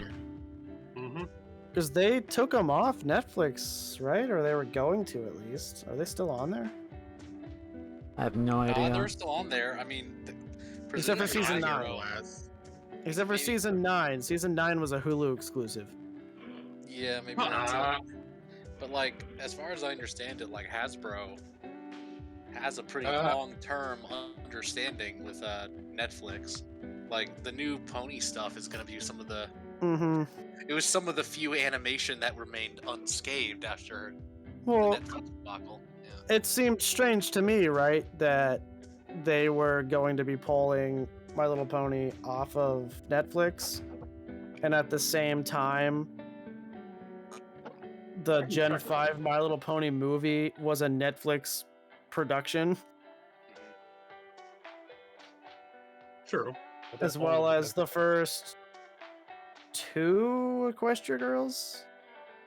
I don't know if those are there. First 2 or 3 Oh. were Netflix originals. I don't As- know. Were they? Yep, I thought like. at least the first 2. I know the first 2 were. Yes, I don't for know about you after guys. that. I guess for you guys, at the least, because they had a beer. First two were off in theaters.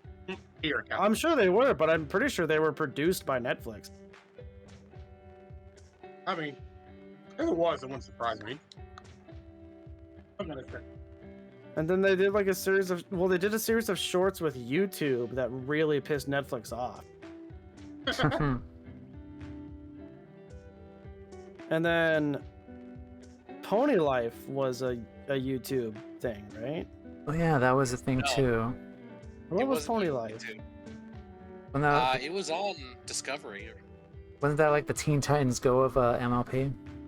Yes, it Yeah, was. I've only seen 2 episodes of it and I loved it. I've seen all the first season, like less than half of the second season. There's precisely maybe one episode that I really liked. There's one Although- episode that I thought was really funny, and the rest I could have lived without. Okay, so I'm I on guess to be Netflix. fair, I got about a season into Teen Titans Go before I stopped liking it too, so who knows. Yeah. Nostalgia Yes. can carry you a little bit of a... Anyway, yeah.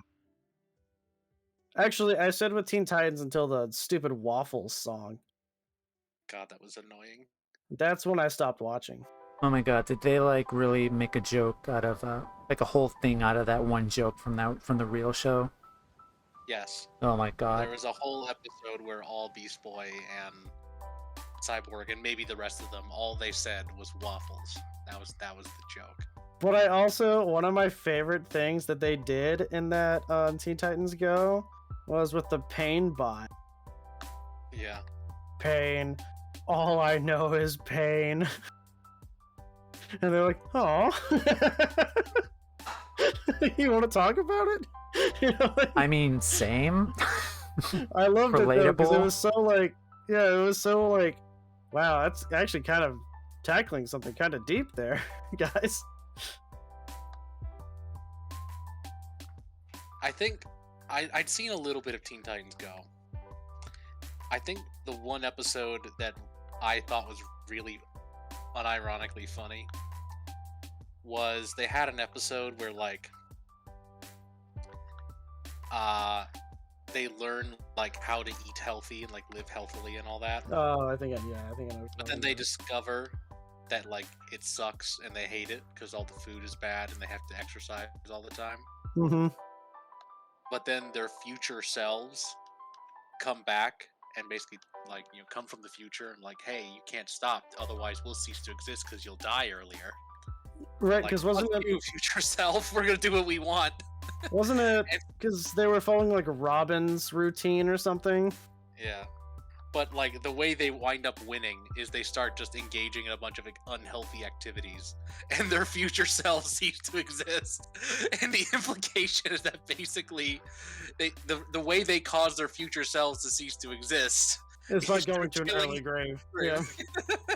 Wow. That Like, is holy funny. shit. That was really funny. To be fair, though, the original Teen Titans still plagues me today with a lot of my inborn depression and insecurities Oh yeah, how's that? because it tackled the issues of the times, right? Back when I was a teenager, Yeah.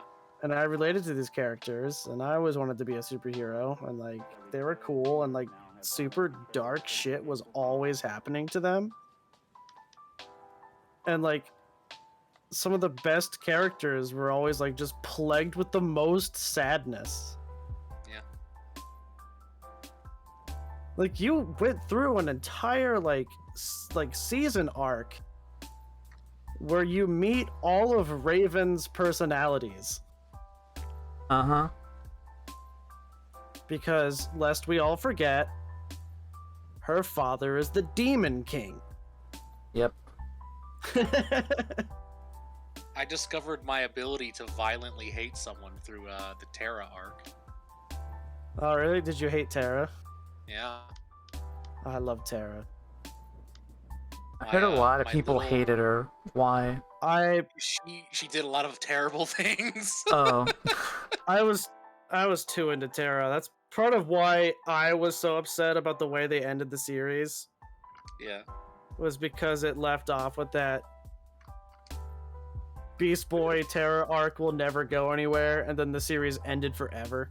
Well, It- funny, they kind of were wanting it to go somewhere, but then the show was canceled.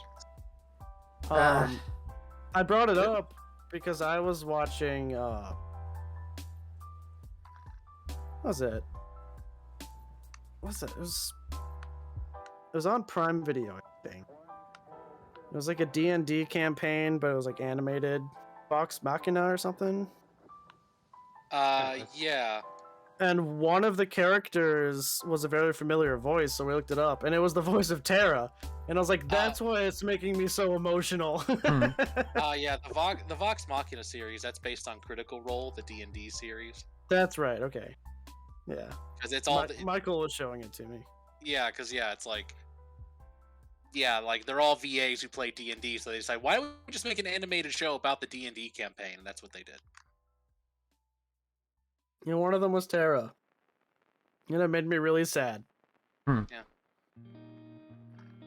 I love Terra. She was so misunderstood. Yes, she was evil, but it was Slade's fault. I think Terra confused my tiny prepubescent brain. Because, like, I really hated her, but I kind of liked her, but I really hated her. Well, that's why after I noticed that it was Terra, I made Michael and I watch the Judas Contract. Judas Contract is... Oh, man, there's some creepy shit in that movie. Because that's the one where Terra and Slade's relationship is really fucked up. It's really yikes, yeah. Slade was a cool villain. Fucking... That's true. Did he ever get his comeuppance? I forgot. I think he went to hell. He died. He died like before the series even ended. He was alive as dead for part of the series. Oh. He went to hell, like, became like a skeleton man. Yeah, because Trigon brought him back, right? Yeah. But technically in the canon of DC, Deathstroke can't really die. I think he can. He's human. If you destroyed him, he could die. What But, do like, you mean? But he can't like if you like obliterated him, he'd be dead. Like he doesn't have like Wolverine level healing abilities. I think you might be confusing him with Deadpool. No, Deadpool also is the other example I was going to give. But Deadpool 2, you can obliterate and he'll come back. Both Deadpool and Wolverine canonically can regenerate from a single cell. yes. Slade is dead if you can actually destroy his being. I guess I haven't heard of him having this sort of ontological necessity powers about him. Well, because he was on the Mirakuru, right? I don't remember what the Mirakuru is. It's just one of the MacGuffins. Uh-huh. Depending on the series, it was either the Mirakuru or he himself had been in the Lazarus Pit. Well, even if you're in the Lazarus Pit, you can... That doesn't make you immortal. No, but it makes you damn near close. It's a way to be immortal, but it doesn't make you immortal. Like, if you're in the Lazarus Pit and you come out and someone blows your fucking face off, unless they put you back in the pit, you're dead. Yeah, I think that's right. I think it was the Mirakuru thing that changed.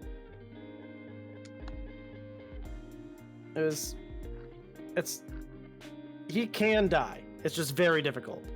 It's like I was watching a whole video about immortality in the Elder Scrolls, and how in the Elder Scrolls, it's perfectly valid to say that, yeah, they were immortal until they died. Can the immortals choose to die? Is that how it works? I gotta say, probably my favorite episode out of that whole Depends. series was the Slade episode where Robin kind of got fucked up and he saw Slade everywhere. Oh, yeah. That was so cool. That was my favorite episode of the entire show. The PTSD episode. Yeah. Like I said, that shit tackled some stuff. Mm. I think maybe my favorite, I don't know if my favorite episode, but it's certainly one of my favorites looking back. They had a whole episode that hits different when you're older. It was The entire series. or at least when I was older. It was the episode where they're like in space doing something with some alien guy, and it turns out that this alien guy is like super racist to Starfire. Yeah, I remember that. What we're talking about, yeah. And then like she has a little chat with Cyborg about prejudice and people prejudging you, and he's just like, "Oh, I wouldn't know anything about that as the black man here." Mm-hmm. And it's like, "Oh, wow, this does hit differently, doesn't it?" Well, Yeah. in that one, don't they even go into that it was actually partially because Starfire's people eradicated his race? I don't remember if that's what the justification was. I don't remember. I'm trying to find. I should have all of them still. Don't miss, baby. Let's go. Did I move them somewhere? I know I didn't delete it. I gotta play the stupid meme. Huh? Yeah, there's a lot of good episodes in that show. And then you get episodes where they're really funny and kind of trolly. Like one time they were trapped in London and this British villain was like fucking trolling the hell out of them. Oh, With the Mad name- Mod yeah. is my favorite. Yeah. Mad Yeah. Mod's my favorite. That was the episode I was about to say. But here's the thing I sort of learned is like any episode that had the English intro was more serious, and any episode that had the Japanese intro was more comedic. Yeah. Uh-huh. When he came back too, Mad Mod was in 2 episodes. Had Mad Mod. They had that one episode that was really weird with like the magician guy. It's kind of the similar idea. They were That like, was getting literally the mad. next one I was thinking of. Shit. Yeah. Because that was like Sinestro, wasn't it? No, I forget the man's name, but he was voiced by dude who does SpongeBob, Tom Kenny. Oh, really? I gotta Yeah. see. I don't think I deleted these videos. I don't know why I would have. I just don't know where I have them saved.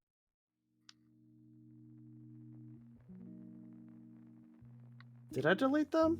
I don't know why I would have. Because I had all of Teen Titans on my computer. I mean, super low quality, obviously, but... I mean, yeah. I remember, Jesus. Like, did you like record like VHS or something like DVD?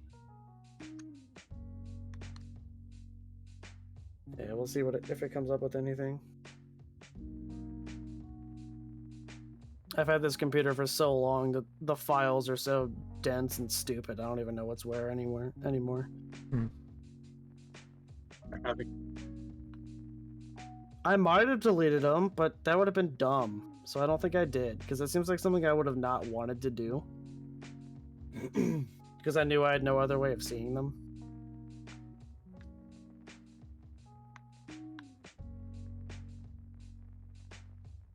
I'm checking. It's taking a while.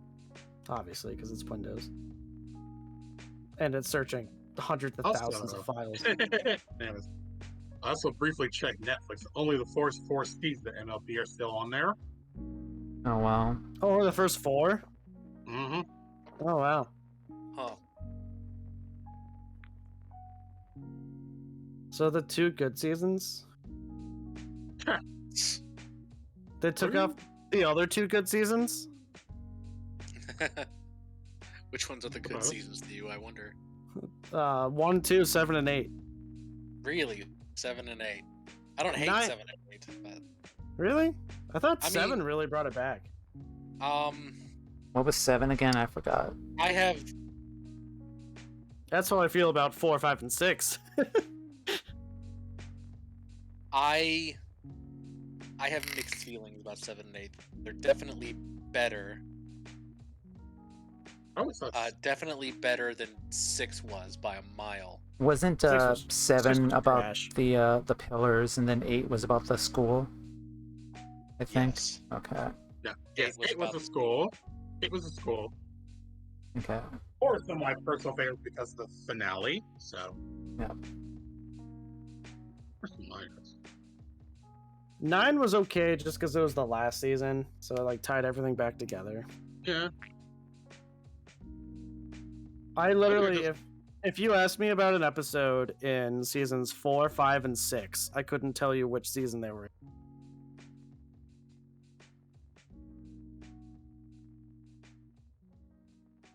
And then half the time I'd be wrong, and it would be an episode in season 2 anyway. Be like, oh, whoops.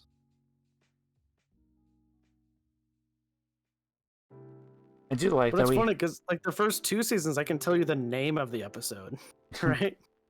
Well, duh. Yeah. I think anybody can. Oh, the first 2 seasons for sure. I still like the fact that we had a fucking villain who enslaved or brainwashed an entire town. And then she became a hero. Yeah.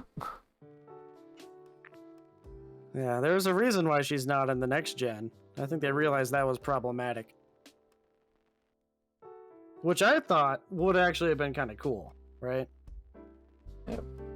Like to bring back a character. The only problem is she wasn't one of the original names from the original Pony series. So I don't know. To me, that would make it better because it's not a reboot of My Little Pony. It's technically not even a reboot because it happens in the same universe. It's more of a spin-off.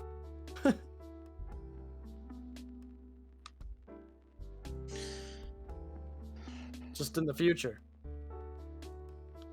Future. I still want to know what Twilight did to mess up so bad that things got how they are. Well, it's Twilight Sparkle. I mean, come on. Yeah, she could do anything or not do anything. Yeah. She decided to take a nap and put Spike in charge of the kingdom for a day. Lesson 0. Yeah. Wasn't that Princess Spike? Yeah, that was Princess Spike. Lesson 0 is a better example of her insanity, but that was at least before she ascended.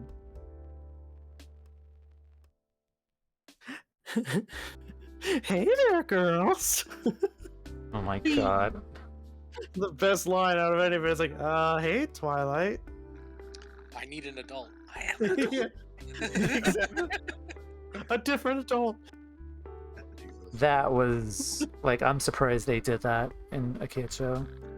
They could get away with it back then. That's the thing. That's still when, well, Laura wasn't even Well, involved really I much that don't- back then. I don't think there's anything too sinister there. It wasn't much of an innuendo. She was just It was just weird. Yeah, it was just she was very just weird. She was being weird, yeah. Like it was clear she was being unhinged, but it's not like anything. They're implying anything super nefarious or anything. All right, I think my computer is stupid because in the time it's taking to search, I could just look through all of my files. I'll tell you.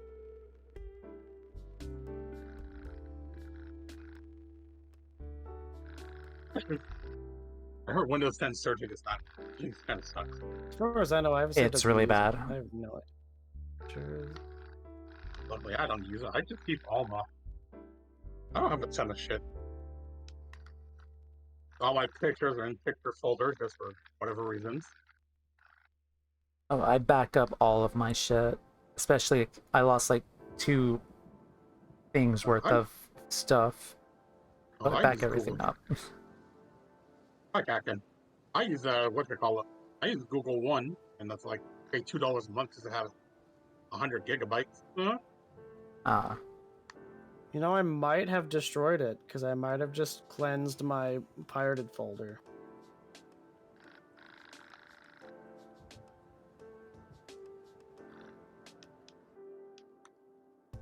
Like buck against the brick.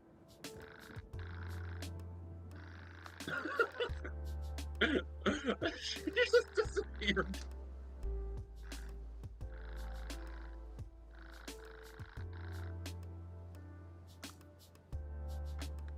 okay. I'm gonna take a small break from stream, but I'll be right back in like 5 minutes.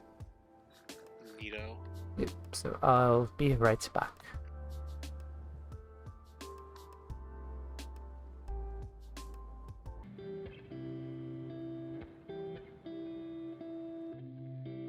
Hello, I am back. Hi, welcome. Hello. Hello. Hey, welcome back. Woot. Okay. Greetings, huh? Alright, now to color these bitches. That are me. I'm bitches.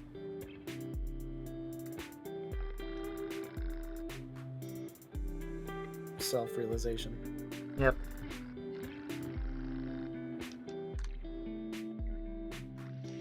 What's that movie you were telling me about, Colt? Oh, the stairs? Yeah, The Stairs. I don't know anything about. I googled it briefly because it popped up for free on YouTube as a recommended movie, Yeah. and it was a horror movie from 2021. So I was like, It's free. I don't know. I don't know anything about it. it says I know it's they- free. I know they just put The Night House on HBO, and I remember Michael was into that one. He wanted me to see it. The Night House. I haven't seen that one. Yeah. I gotta add that to the list. I'm still trying to get Michael to watch Midnight Mass. Yeah, they'd probably like it. Yeah, I think Michael would really like that one Yeah. because it's like everything they like, It's true. including like you know, Strange. like vampire werewolf. Strangely dramas. erotic vampire. Yeah. Well then. And like just it's what I really liked about it specifically was it's weird parallels between the way I read into it was it perfectly encapsulated religion, vampirism, and alcoholism Yeah. all as like similar afflictions, It's true. and it was really cool. I guess that's not a spoiler. You figured that out day one. I did. I literally did. First one I watched, I was like, vampires. I'm not gonna say who is the vampire, but it's everyone. Everyone's a even you watching are a vampire. Dun dun dun.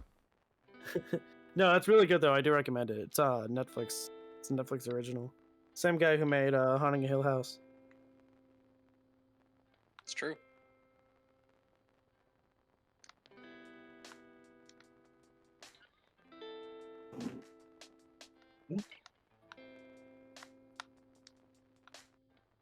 I had heard that there's a chance that they're not actually going to do any follow-ups to either of those, which makes sense to me, right? I mean, I don't know about. I mean, Because those two were adaptations, right? Of they're books. definitely. They're not gonna do any direct sequels for sure. I would be shocked if they don't do another Haunting of Blankety Blank at some point. Yeah, because Flanagan puts out bangers.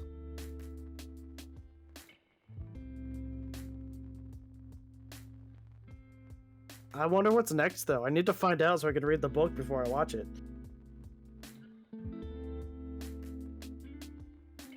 Because I read the other two books, and I would, once again, I generally like to recommend horror books to people.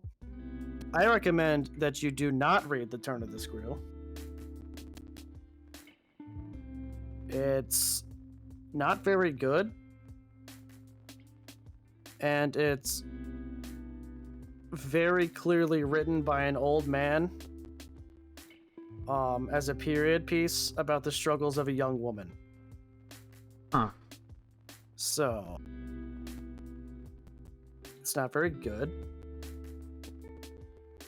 Haunting a Hill House was really good because it was a middle-aged woman writing about the struggles of a young woman. Yep. So she at least gets it.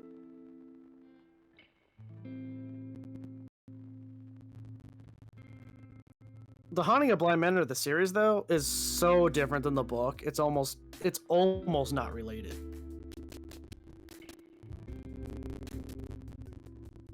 Like, they had an entire plot that's not in the book at all.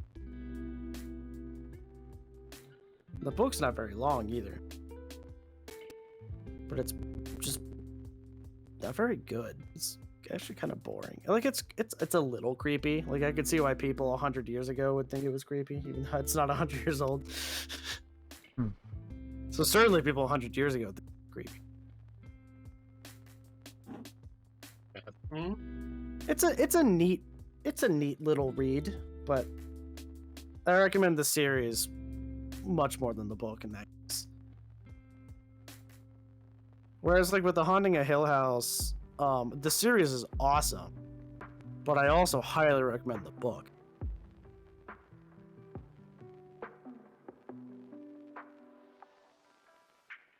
Because it's almost more faithful, but also, like, creates a whole narrative too, but it's still at least closer to the book.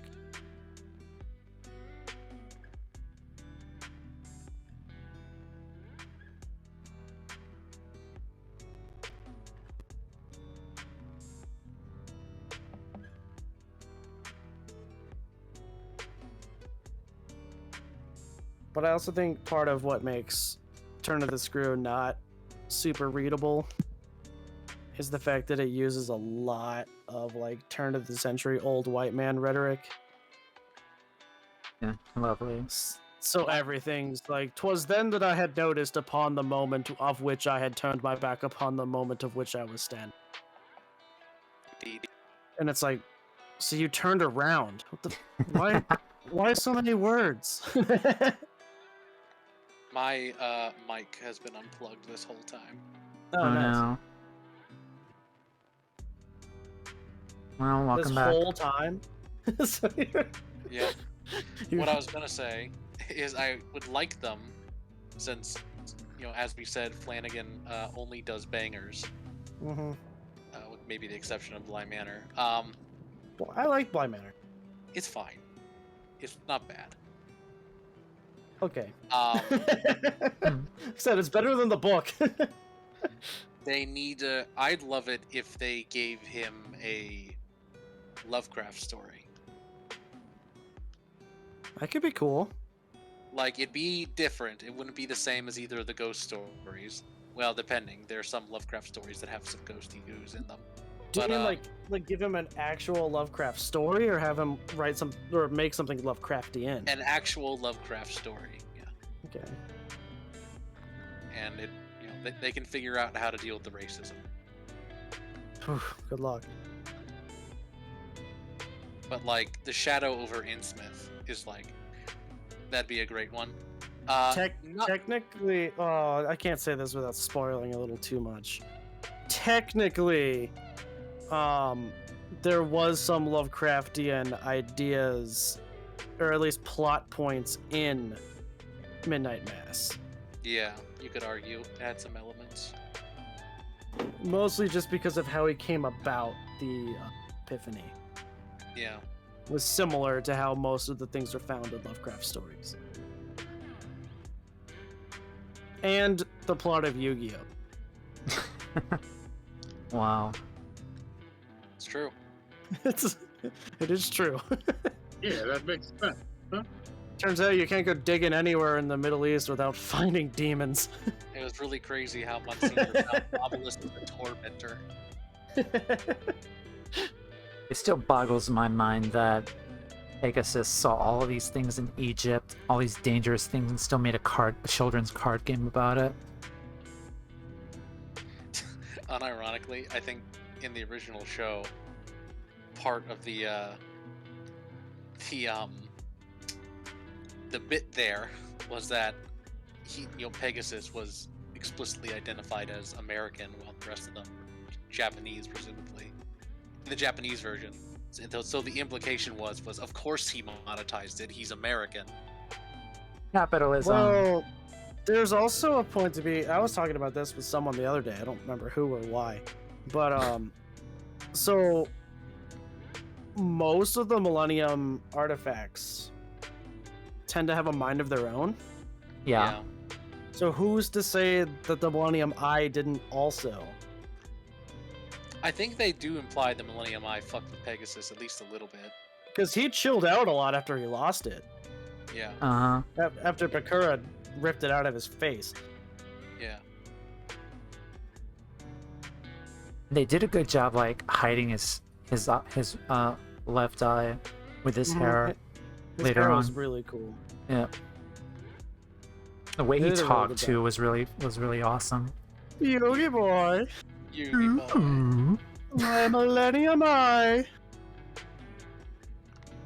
I was making those jokes before I found out about the Yu-Gi-Oh! Bridge series. I know. Like every other joke with Pegasus is that he's gay. Well, just his voice. It's Yogi boy. My Millennium Eye. I'm going to commit a felony by kidnapping your grandfather, and there's nothing you could. Oh shit! It's the police. Damn it! I didn't think this far through. Kaiba boy. Yeah. God, Yu-Gi-Oh was goofy as all hell, but it was still pretty awesome. I mean, I watched every single season of the original show. Yeah.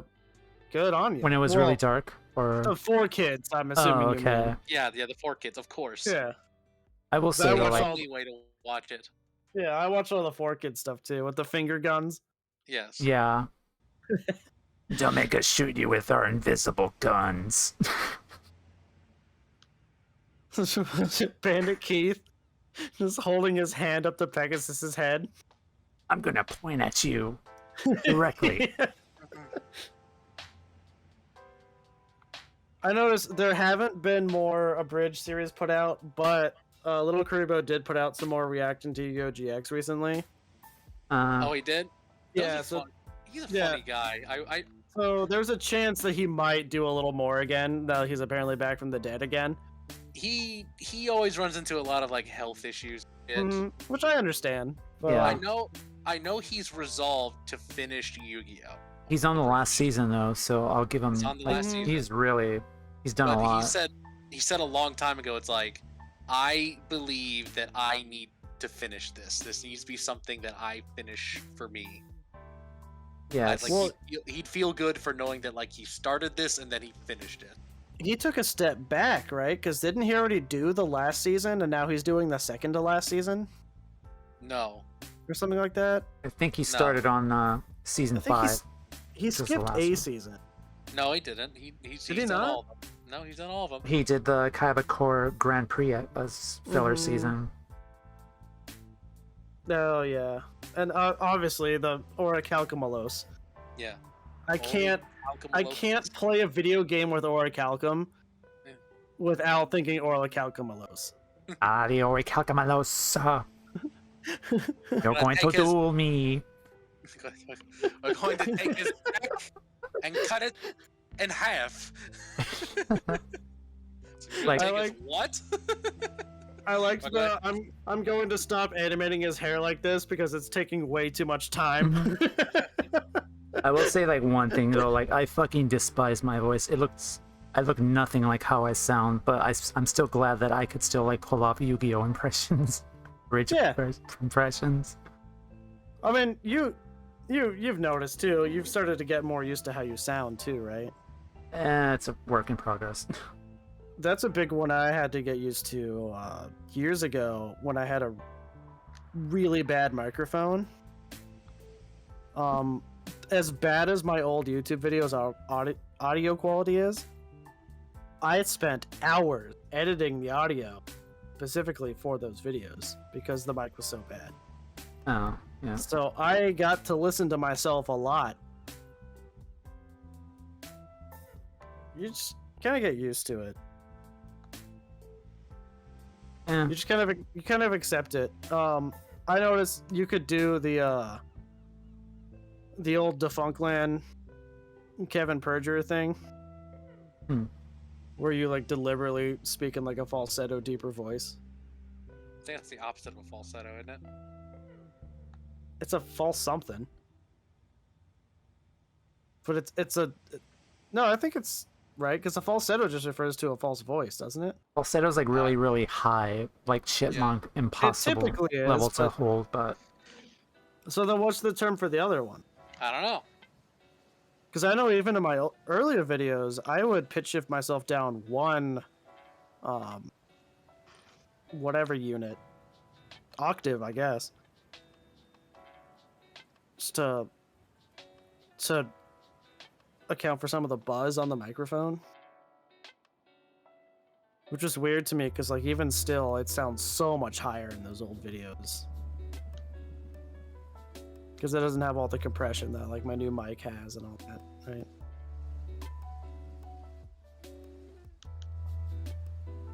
First attack. Because my old mic was terrible. It was one of those ones where Amazon tricked you into buying a terrible microphone, saying they're like, "Oh yeah, people use this all the time for YouTube." They didn't mean that they used it successfully for YouTube. Or they used it for YouTube in 2009. oh my god. What we got to talk about, brother? My brother came in. Just want to congratulate you. Awesome weight. Anyways. But yes, Yu-Gi-Oh! Bridge was really, really good. I'm kind of glad. Oh, I'm yeah. kind of hoping that he could finish the series. I think he will. I think he but, will too. Poor little Karibo's just had a lot of shit happen to him. Yeah. I can't tell you how excited I was. It was like mid-COVID where he put out a new Yu-Gi-Oh! Bridge series video. And I was like, maybe everything's not so bad. It's like Christmas. And then DWK came back from the dead, so it was like a weird... Oh, right, because everyone was bored because they were stuck at home, so they all started YouTubing again. Damn it all makes sense. Yep. It was so sad to see fucking Team 4-Star basically have to cancel DBZ Abridged. Oh, they got a legal bullshit. No. They just basically, according to them, like just the muse was gone. Like they were trying to do the last season of the original run of Dragon Ball, which was the season 4, the Boo arc or whatever, Mm-hmm. and they just couldn't summon up the No. creative juices to do it. And it's like, oh, I think we're done. Oh, that sucks. They put out a video sort of explaining their perspective. I don't remember everything they said, but it's like, oh well, I kind of get it. It was sad to Yeah. hear it, but I get it. Yeah, passion just disappears. Now they're still doing. Funny enough, they're still doing stuff. Like I know they're doing like essentially their own animated series that's based on the Abridged series, and that's been pretty funny.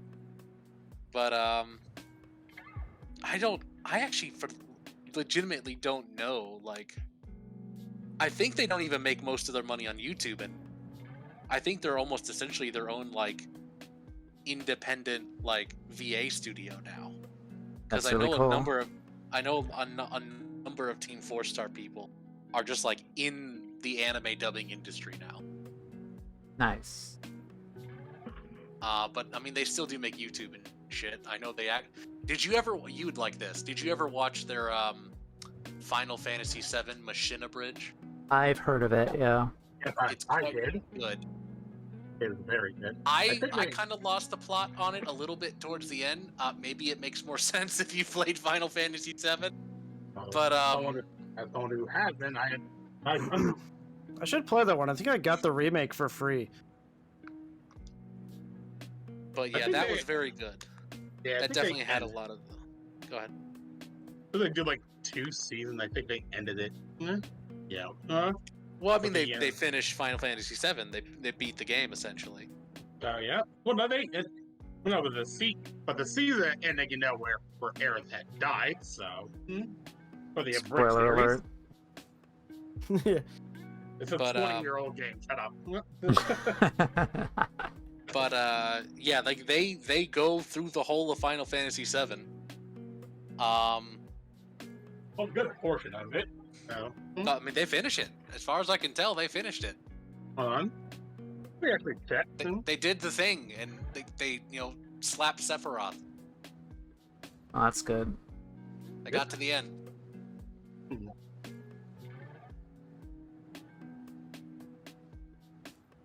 But yeah, that had a lot of the Team 4-star magic in it. It was really good.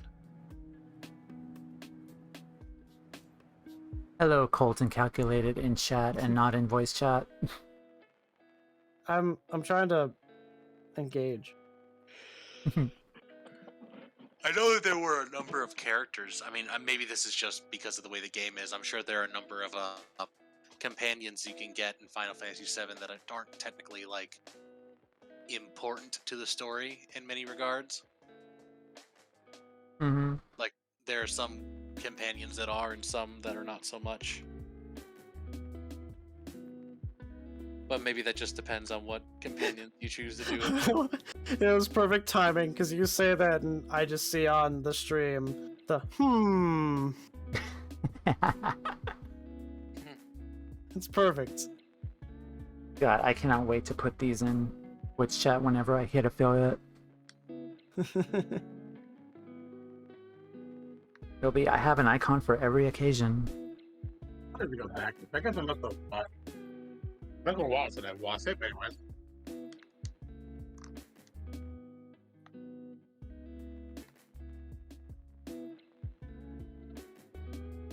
So one of us doesn't watch this stream. Well, that's me. Okay, we're back up to 3 viewers again. Oops. So maybe that. I think means it's more there's another- complicated than that, actually, because I think it's like a consistent stream of viewers throughout the entire broadcast, I think. But still, I don't want to see it drop below 3. Mm-hmm. That doesn't help. Here. It's fine. When it happens, it happens. Like, I do like Team 4-Star's gaming content a lot. Like, they have a lot of personality, especially with their Among Us streams. They're funny guys. Really Yep. funny guys. All What's I his know face? is Takahata. He's like a VTuber now. Oh, you mean Curtis? Yeah. Yeah. people probably didn't realize that the stream was going to turn into like the best podcast of their life. So Yeah. Oh, good. I love what their the f- Among Us streams. we're up to 5 now. They heard me. Shit. Oh, cool. Hello. They're probably all Ultra Gamer now. Hang on. See, it's Ultra Gamer 87, Ultra Gamer 88, Nice Ultra view. Gamer 90, Ultra Gamer Ultra Gamer 91. 86, 85, 84, 83, 82. So that's where all those Ultra Gamers went. I do remember. It reminds me of this video where it's like this tiny child. She's clearly only like maybe 6 years old, and she's talking with her dad, and he's like, "Oh, tell me about your podcast idea, the podcast we're gonna do. She's like, oh, we should have a podcast where mommy makes us eggs and then we eat them.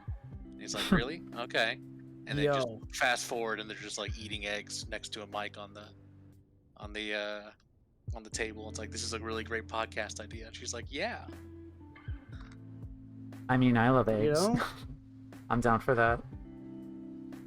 I've seen some very lame podcasts Hmm. by some very good people. Yeah, it's true. A lot of times people make podcasts when they shouldn't. I was getting mad because I was watching. This is old, right? It's the VOD on YouTube of Game Grumps playing Undertale, right? Hmm. And Aaron is like dying repeatedly to some boss and like making it very clear that he's just like looking at pictures on his wife's phone. And it's like, but without like making a bit of it, like just being like, oh yeah, that one's cute, like just like stuff like that. It's like, bro, I know you're not really well, he is now, but like back then wasn't really used to live streaming, but like you can't cut these parts out. Didn't we talk about this on Sunday? Probably. Yeah. It bothered me, so it's just like it just bothers me, like a little bit of perfect, especially when you own the company. Yeah. Come on.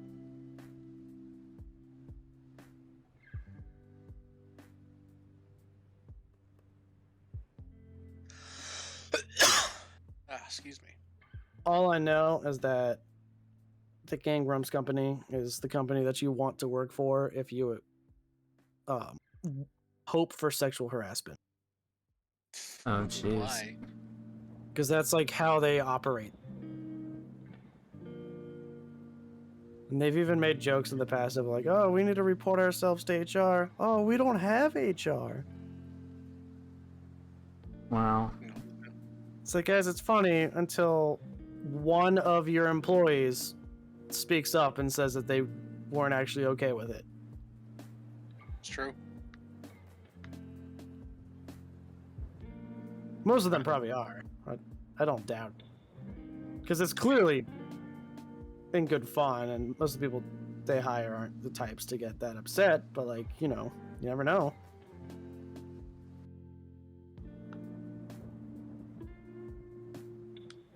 I think Aaron actually has been reported in the past for sexual harassment claims from former employees. For real? Like nothing like super serious because there's nowhere they could go with it, right? Like there's no evidence but hearsay, so obviously it's not going to go anywhere, but like I don't seem to recall that. it was some story. It was a long time ago. I mean, obviously, there's that really weird attempt to try and nail Danny. Oh yeah, that one was funny. Just how much that one failed.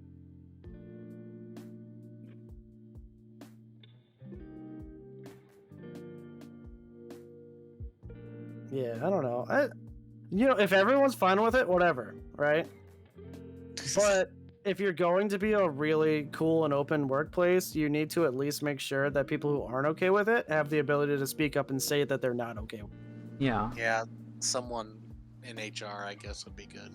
The problem is that there, like, for real, there honestly needs to be like some sort of like third party, like ideally like maybe even government funded HR service or something, because you have all these conflicts of interest when your HR is in house. Mm-hmm. It's like the HR isn't like there to like actually make things better. They serve at the pleasure of the company. So if the company doesn't want to make things better, HR is not going to make things better. There needs to be more independent HR functions. I don't know how you do that. Because like the closest they would have would be like the PR person, and she's one of the dirtiest of any of them. Yeah. Is that Allie? Yeah. She's the one who had all the very strong opinions. Fuck. She's the nut boy meme. Yeah. And then they have Brent, their manager, who seems like an actual straight up dude, mostly because he actually works with other companies too. Or at least used to. I don't know if he does anymore.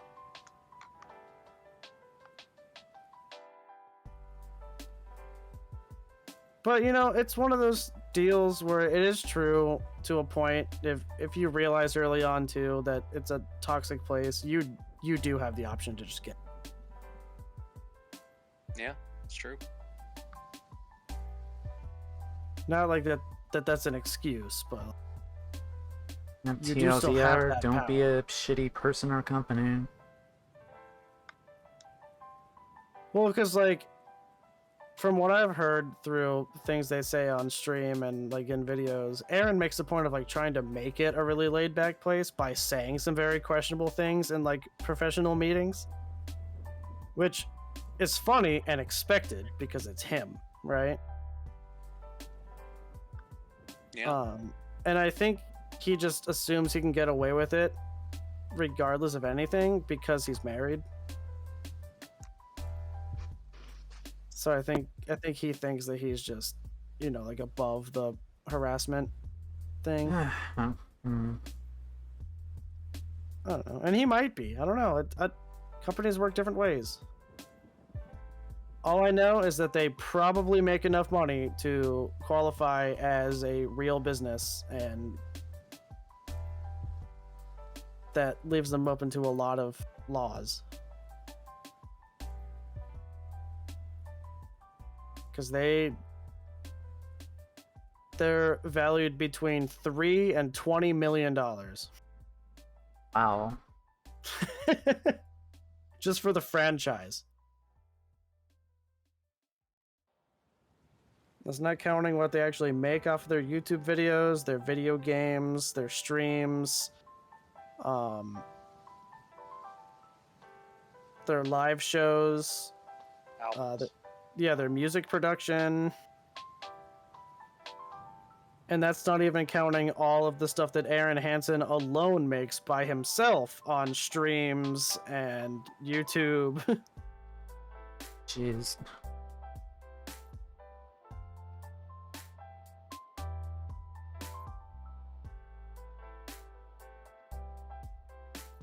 I don't know. I feel like it'd be a cool place to work, honestly. I'm also not like bothered by that stuff, but it comes to the question of like your qualifications for a job shouldn't be what you're bothered by. It should be based on your skills. Yep. Because otherwise it becomes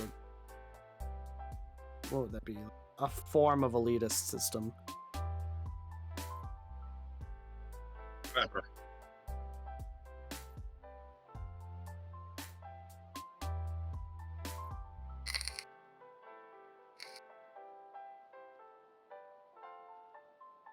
Showtime.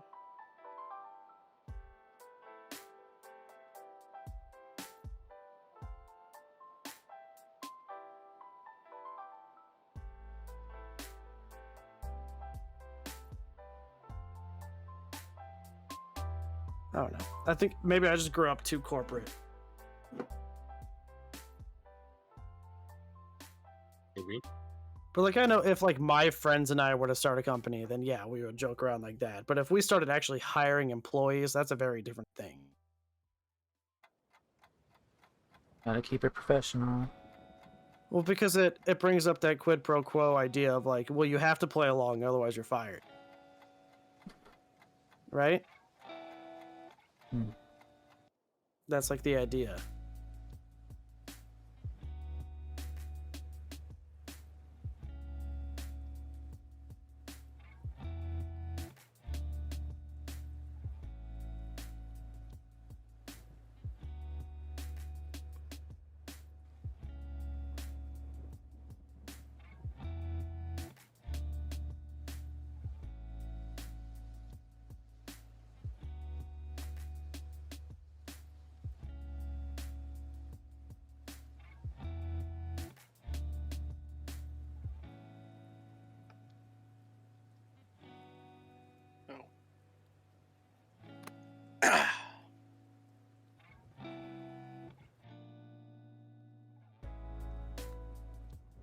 Did you ever make those mimosas, Colt? Nope. Oh well. Why even bother? I like a mimosa. I'll admit it. Yeah, they're good. You know my trick for mimosas, right? No. You don't use orange juice. You use Sunny D. Yeah, that'd be good. Much better. Damn it, Giga-EDS. Sunny D. No, don't throw it. Giga-EDS. I think I had Sunny D in like a long time. I think last time I had it was with a mimosa. What do we got in the fridge? Some gravy? Some purple stuff? Grandma's piss? Sunny D! For those of you who remember that bit.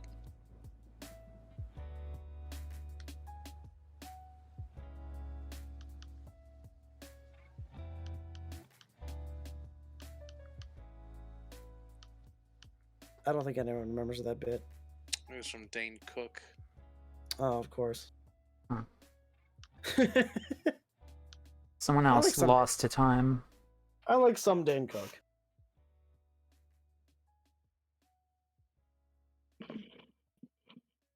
He apparently went like super like Christian health craze You did? himself, apparently.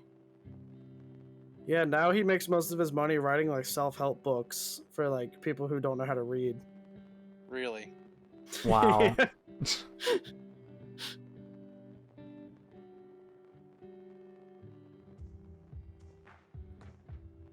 It's interesting. I didn't know this. At least that's what I've heard, right? I don't know this for sure. I haven't like talked to them. I know he's not still doing comedy. I guess not. I figured he may have just retired.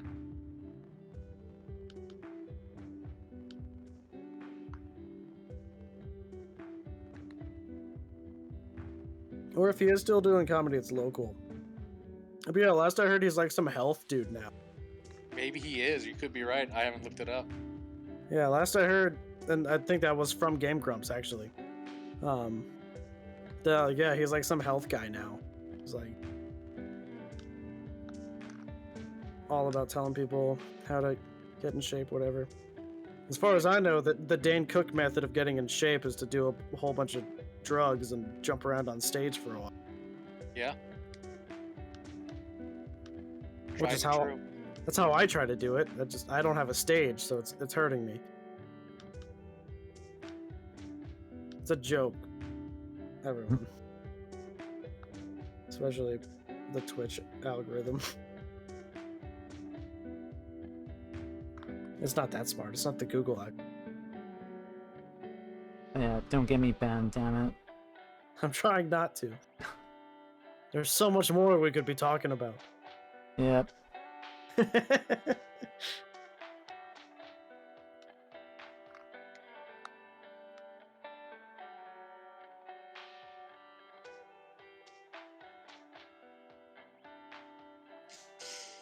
That's certainly one thing I still have like a very little concept of is shading. I still don't know what the hell I'm doing. Just throwing. You take one area and you make it darker than the other one. Yeah, more or Oh. less. Boom, shaded. I just add a layer with a lower opacity. That's typically how it works, but you gotta do a third step, which is imagine a light source somewhere. I don't do that much. Well, and Unless then it it's gets like- confusing because depending on the image, you have to consider back glow, Yeah, that's true. which I guess if I know that, I should understand it. But, you know. I remember in art class in high school, I had to draw that sphere. Yeah. The sphere with the shiny parts. Mm-hmm.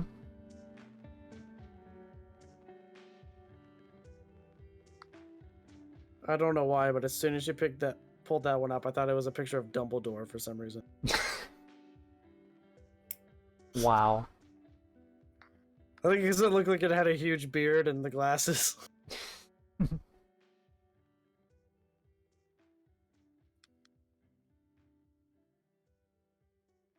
Has anyone here seen the new Fantastic Beasts movie? I heard it No. flopped. Oh, It it did did flop. flopped. It flopped hard. I don't know if it was bad. I know I didn't like the last one at all. It was super boring.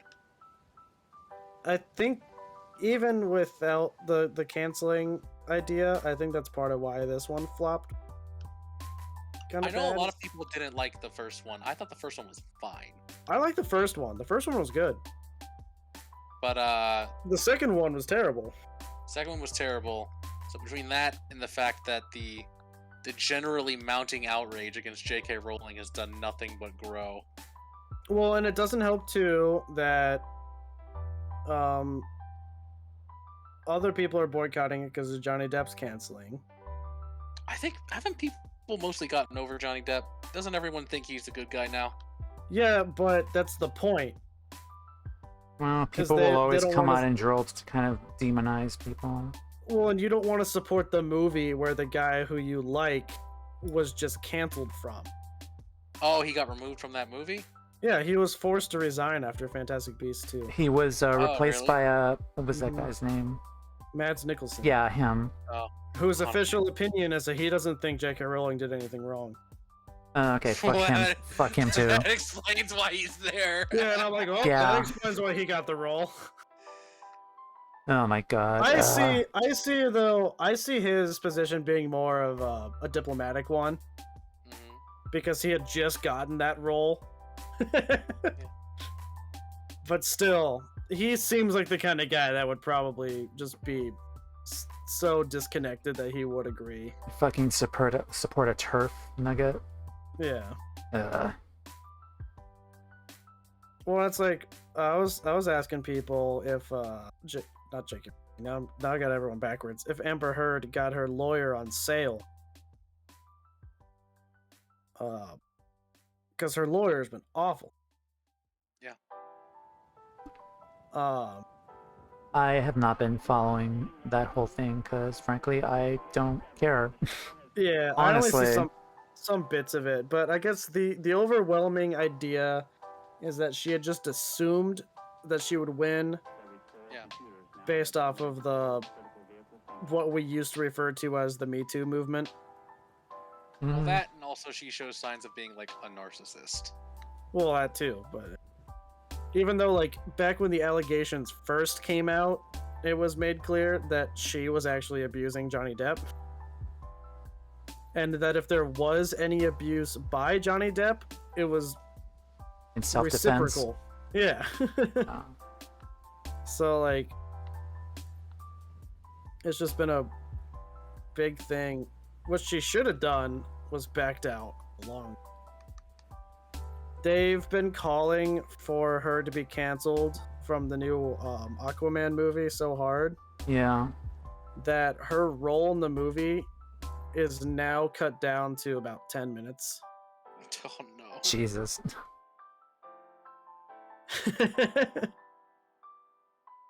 Which is good because she cussed Johnny Depp so many roles with her bullshit. Yeah. You know, I don't know if this is a spicy take, but there have been one or two times where characters I like have been played by people who I think are really dumb or toxic. And as much as I don't like those people,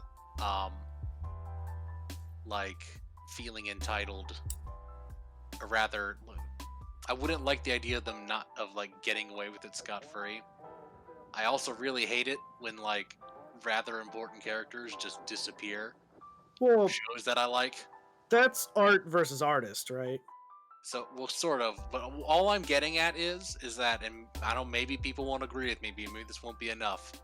But like, I feel like it should be sufficient to avoid a boycott if if someone says something really fucking stupid, and then like they're working for a company. If that company puts out a detailed statement saying, "Yeah, so this is why this person is stupid," I feel like that should be enough. But maybe Oh, yeah. maybe I'm wrong. But like in this specific case, it's only because there's an ongoing defamation case, right, against Amber Heard by Johnny Depp. That's the actual hearing that's going on right now. Yes. And a lot of that's because he has quantifiable roles that he has lost because of this canceling. Yeah.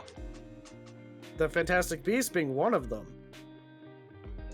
I mean, that's sort of another thing that, like, again, I feel like I might be potentially. And whether the movie did well or not, he still would have gotten paid for it.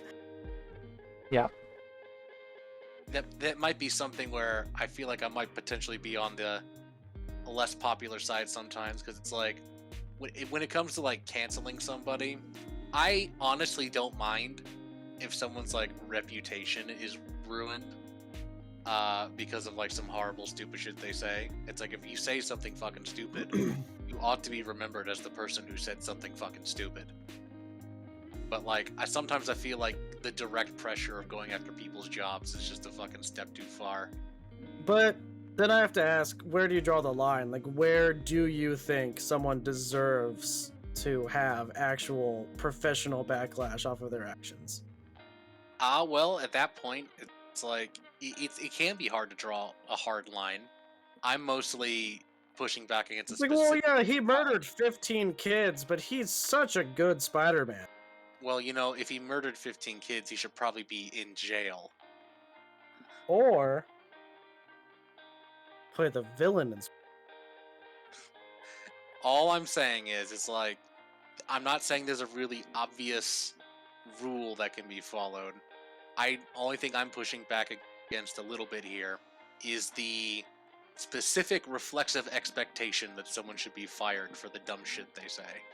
Oh, well, I don't believe, like, overall, because I'm a huge, I've worked retail, how many Karens are like, oh, that person should be fired because they told me no, right? Yeah. And I'm not talking about that kind of thing. In this specific case, the only thing I'm lobbying for is reflexive canceling back on the canceller. Well, that's not good At either. least, Basically, I just want... At least while the hearing is still going on. The fact that she can still make money while Johnny Depp can't during this court hearing is... And because in any other sort of litigation like this, you would have the opportunity to put a, what do they call it, where you can prevent another company from putting out products that have your copyright on them while the hearing is in use. What's that called? I always forget this. I don't know. But it's a similar idea. It's like, oh yeah, no, it's fine with everyone that Johnny Depp can't work right now, but Amber Heard, yeah, she should be making millions in the box office. Even though she's the one being sued right now. Well, I feel like, again, people have largely turned against her. Well, they have. Like I said, they've already cut her roll down to 10 minutes as of now. And again, all I'm saying is, like, that there are some limits. Like, let's say fucking Johnny Depp was guilty, okay? Let's say he really was as bad as, was alleged, okay? As allegedly alleged. That's complicated too. I would be frustrated if I wouldn't be super happy with people demanding he be, like, taken off of the film that he was already working on. But, like, after that point, if, like, in the future people look up Johnny Depp and think, oh wow, that asshole, at that point no one's obligated to hire him. It's no one's ever obligated to hire him. That's all I'm getting at. Like, and that sort of applies blanket. Like, if I guess I see what you mean. I don't like people getting fired because of dumb shit they say. I don't mind if people don't hire someone because they think they're an asshole. Well, here's where I think the difference that most people would agree with is that we hold some of these people to a higher standard. With actors, it's a little trickier because they have larger platforms, but and they make millions of dollars. Are you forgetting that part? some of them do. Yeah, Yes, yes. It's so sad. Amber Heard, if she's only in 10 minutes of the movie, she's going to only make a couple $1 million. Oh, so sad. So, anyway.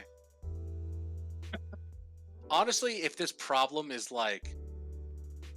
Although, to be fair, she might need that money to pay for her court fees here coming up. Honestly, if there is any place where, like... If there's any place where, like, this problem is worse, it'd probably be more in, like, academia. Oh, well, definitely. Because there are cases where, like, a professor will say something stupid, and then there's this huge campaign to get them fired. Yeah, that's dumb. And it's like, sometimes it's justified, a lot of times it's not. And it's just like, I'm still a fairly strong believer that academia needs to be a place where, for the most part... And you gotta do something with your neck. It looks weird in this. Really? Her neck.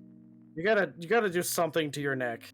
Like what? It looks... I don't know why, but just the color of it, it just looks strange. Does it need to be shaded? I'm gonna add the shade that later. might do it. That would probably do it. Never mind. I'm gonna add the Sorry, shade it later, just- my dude. Yeah, it's fine. Sorry, it just looked weird to me for a second when you were changing the colors. I'm just trying to figure out proper tier colors. I think I just thought you were more done when you were, because your hair looks amazing. Oh, I love doing the hair.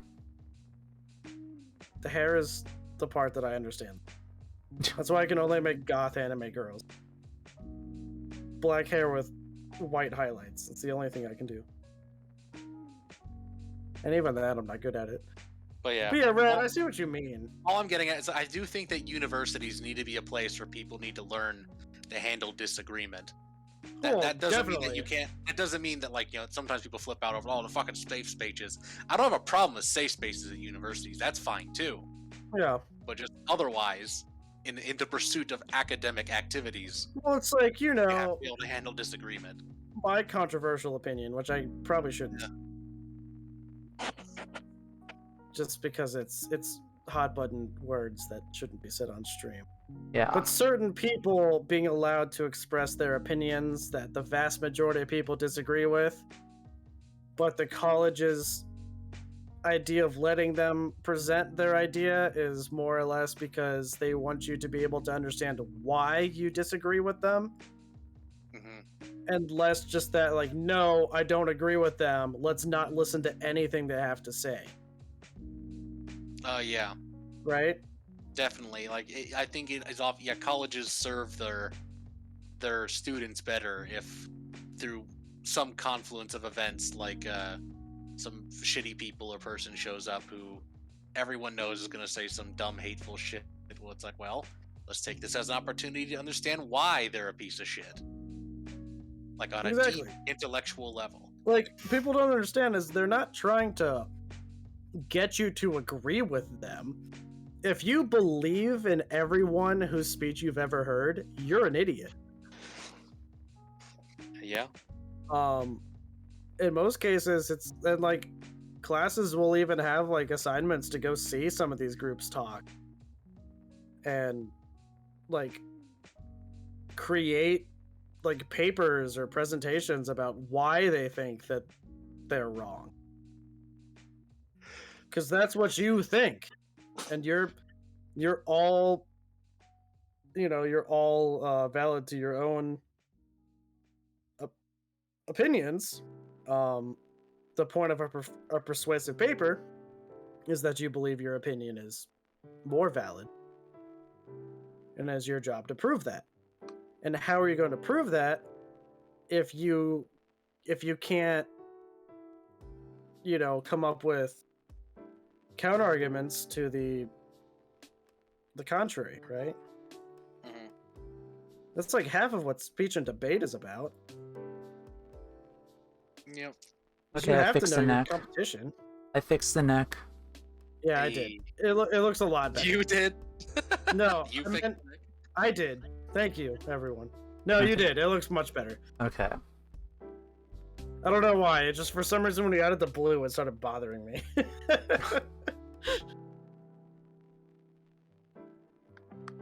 Okay, So good.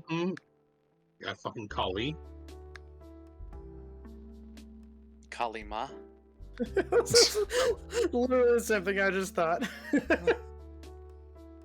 wish. Kalima. But it goes for everything, right? Like, I've been so, like, awoken by so many things that, like, people that I didn't, like, that I was at least raised to believe that I shouldn't listen to have said. Mm-hmm. And it overwhelmingly has changed my life for the better. Yeah. But there's also been other people that I've listened to where I've learned exactly why I know that they're, and now I can articulate one, right?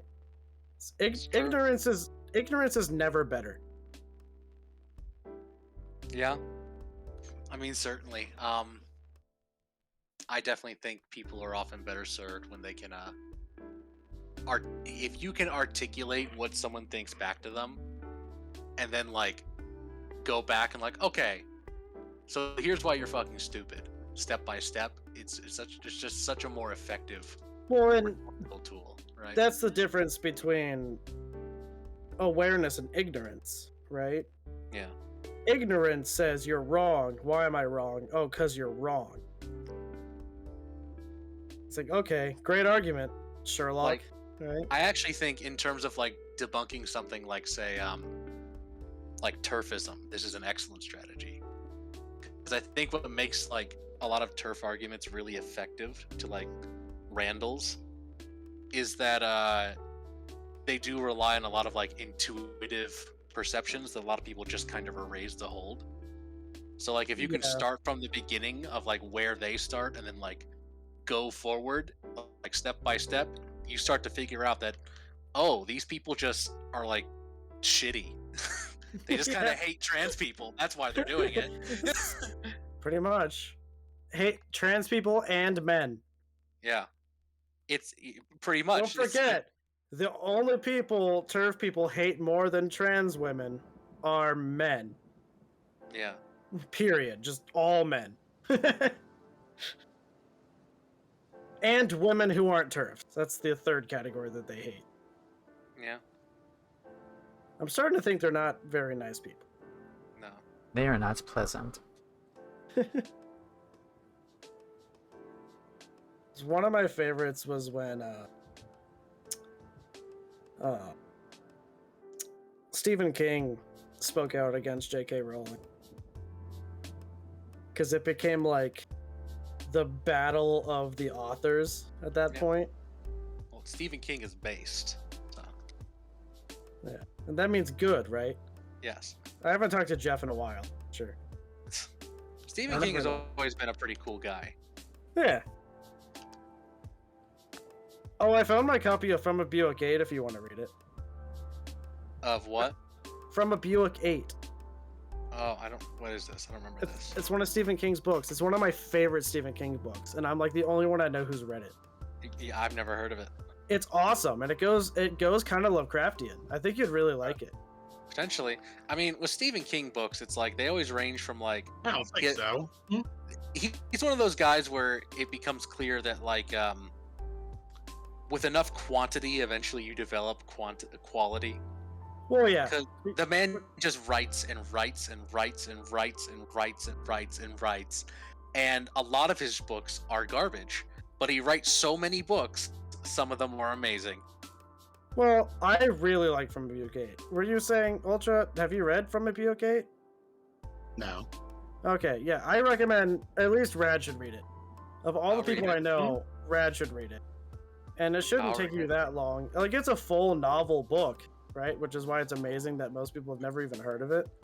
Mm-hmm. But I read it in middle school in like a week, so you should be able to tackle it. Mm-hmm. I was digging through all my old shit. That's why I found like all my old notes and stuff too. So like, it was a weird day for me because that's when I pulled out Prey. Have you read Prey? No. You should read Prey too. Is that what the game is based off of? No. Okay. I forgot there was a game. Yeah, I was literally like, There were what? two Oh, Prey. You know, there Has there nothing to do with it. was an old game, and not really a remake, but So, Prey, anyways. without spoilers, was written by Michael Crichton. Crichton. Crichton. I think it's Crichton. It's I've always Crichton. said Crichton. Yeah, the Jurassic Park guy. And it's awesome. It's, without spoiling anything, it's about nanobots. Ooh. Did the nanobots eat people? I'm not going to spoil anything. Usually when it involves nanobots, they eat people. So, the only other spoiler I'm going to give is that I feel like that book was the inspiration for Resident Evil 7. I see.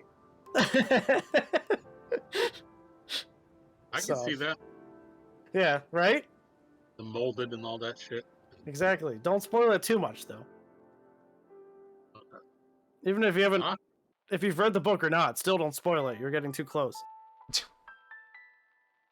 a really good book. Once again, I read that in middle school. I'm starting to realize that I did most of my most advanced reading in middle school, Wow. and then I hit high school, and then I just stopped reading.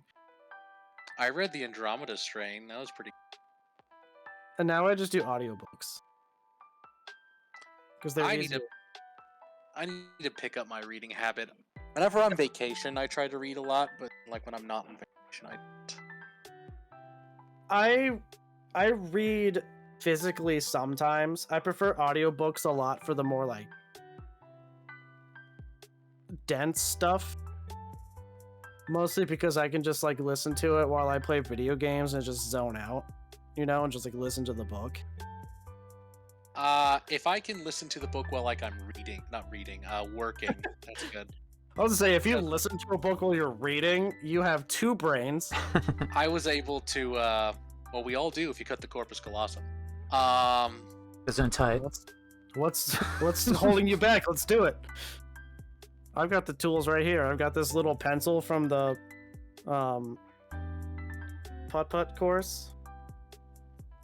I have a Zippo lighter. I got some tweezers. I can do it.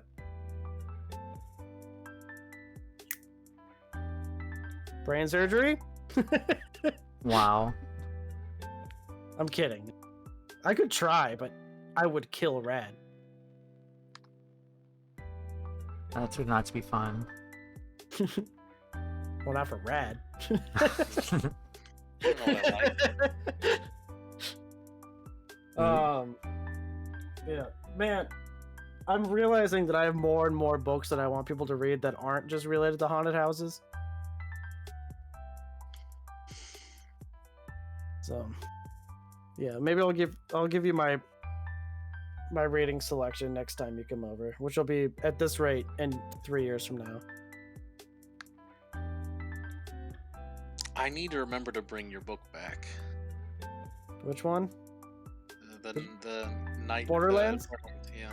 Did you finish it? Yeah. Oh, did you like it? Yeah, it was pretty good. That's a good book. It's short, right? It was. I've read some horror fiction in the past, mostly, frankly, creepypasta shit. I haven't done too much explicit horror, like novel reading.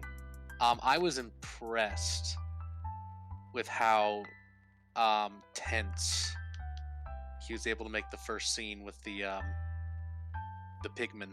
Oh yeah, the pigment. That's a classic part. That's not even my favorite part. I kind of think that part's trash. Oh, okay. Like it's okay. Like I like it. It's good, but it's not like it's to me. It's not as interesting as the later horrors, right? Especially, and I am going to spoil this because none of the rest of you are ever going to read this book. Feel free. The part where he just is standing there and experiences the rest of time, and then goes and sits down in his chair because he gets tired, and then stands back up and is looking out the window again, and then turns around and sees his body sitting in his chair. Yeah. And watches himself decay into dust, and goes to wake up his dog, and he touches his dog, and it just turns into dust. Wow. Because, you know, all we are is dust in the wind.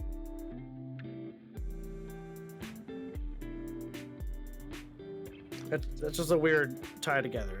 This book was definitely earlier, because this was one of his first books. The Nightland was like 100 years ago. This book was like 140 years ago. But what's interesting is a lot of the ideas a lot of them are very beautiful. Like when he's on that beach with that beautiful woman. Yeah. And then like when he's in the age past time and he reconnects with her in like a weird place. Yeah, that was all good. He was like the original cosmic horror author. What was this book? Yeah. Who is this? Who wrote this book? Oh, don't make me send you pictures of him. Just tell me. Because I will. William Hope Hodgson. Oh, okay.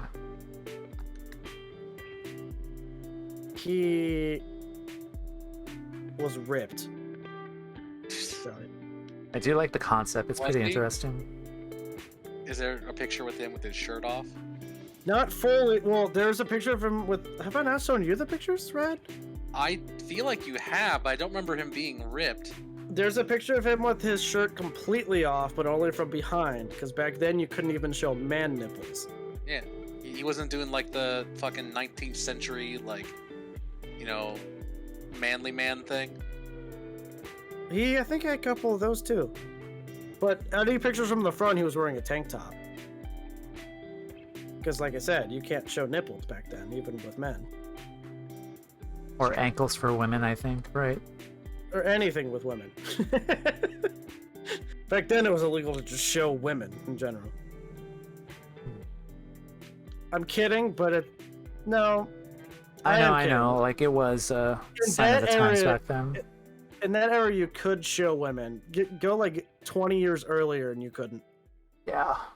But then it was. But no, still kind of no ankles, right? And no midriff, for sure.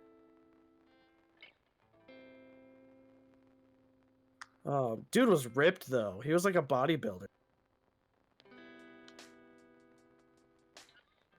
And it's confusing because some of his books are so different that I can't tell how much of him was actually this just like elitist Chad and how much of it was a character that was who he was writing in the book.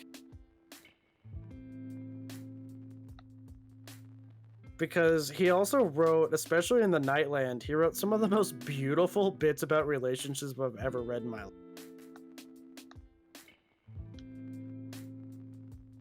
Just like speckled in his book. There'd be like a moment where he would just like go on some monologue about like how like the ultimate value in life is existing in a state where you and your partner can be in equality and exist in a sense of pure like blah blah blah blah blah. And it's like just so beautiful, like, and then it goes back to being weird. I like how this turned out. The evil Esper with a knife. I like it. It looks really cool. Yeah, I love this Pokemon. The next time I'm gonna draw Esper with a gun. I don't know any Pokemon after Gen 1. Oh, well. Esper's got a gun. Yeah. This is a Gen 6 Pokemon, and it's an adorable little murder kitty, and I love him so much. So a kitty. Yes. Like if you lift his ears up, like he sends a shockwave for a full psychic power. So keep his ears down. Yeah. That's what the lore says. You release his power if you lift his ears up, is what I mean. Looking at the reference material, Uh-huh. The original is kawaii, and yours is kawaii as fuck. I think it's just the bigger eyes. I think that's it's all it cute is. but sinister. And I think you did the floof a little bit better. Yeah.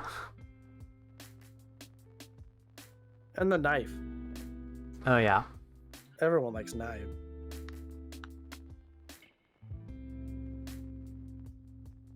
Bongo. Okay, next up. Take this bongo. Alright. Huh? I actually do need to take off. I'll see y'all later. All right, Yeah, thank you, before Rad. you go, Uh-huh. one more question. Okay. So the whole reason I read The King in Yellow wasn't I supposed to look at the pony in yellow and see if there's any correlation? The star in yellow. The Yeah. star in yellow. Okay. Let me write that. I forgot, like before I started that book, that was like the whole reason. Well, not the whole reason. I can assume already that it's probably related. Okay. Alright, you can go now. Alright, bye. All right then, Rad. Thank you Yeah. for joining up. Good night. Have a good night. See you later. Goodbye. Alrighty. Rad. Good kid. Well, yeah, of course. Okay, so I have 4 more to go. I think I could do this. Hopefully. Well, I went by these pretty fast, so it should be okay. That's alright. I should have been asleep like 4 hours ago, so it should be... Wow. Oh, you said. I just remember you saying in the. Anyway, you're gonna be here for a short time, and I was like, Yeah. feels way shorter than usual. Yeah. Well, I mean, I don't need to go to bed as long as I have anything to do tomorrow. Right, right. I don't know. As long as I'm having fun, I'll stay. Woot.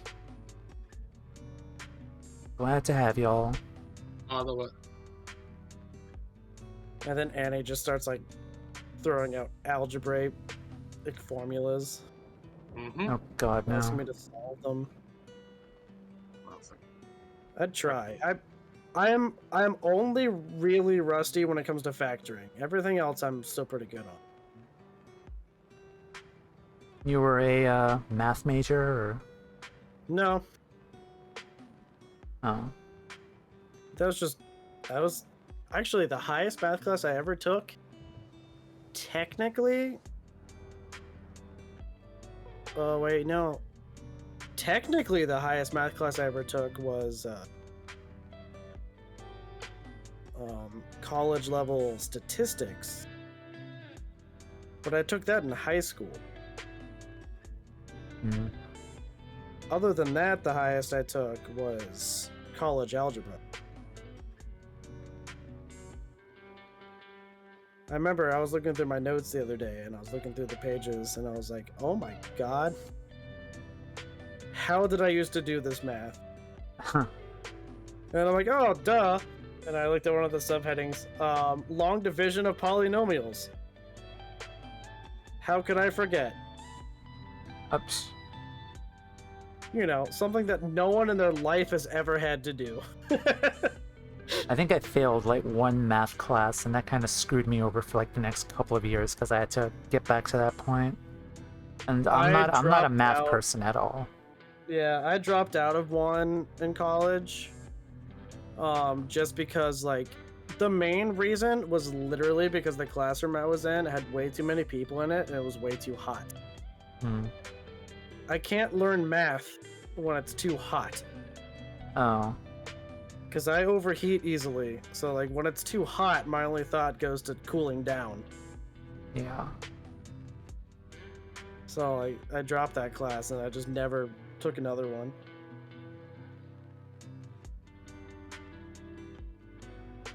I know I could do them. I like math theory. I love math as a philosophy. That's what it technically is. I am strictly a visual person. I can't do math or statistics or geometry or whatever anymore.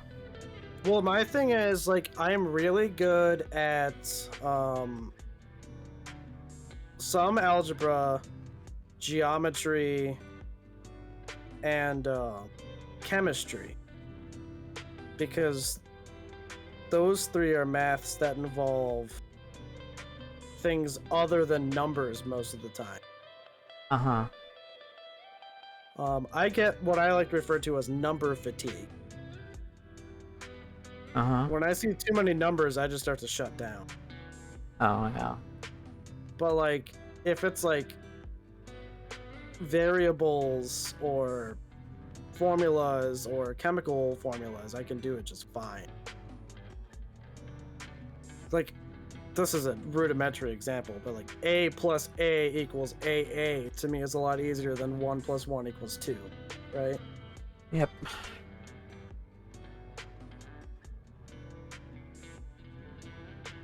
So you just go off that. So I guess technically I'd probably be better at it. Well, I've never taken a formal class in physics at all. Even though I think it's cool, because it's just math. Physics is literally just math. What's it called? The weird one. The one where you start getting to like imaginary numbers to solve for impossible variables. Calculus, trig. Calculus. It's calculus. Trigonometry is easy. Trigonometry is a form of geometry. Oh. Trig, you just go with your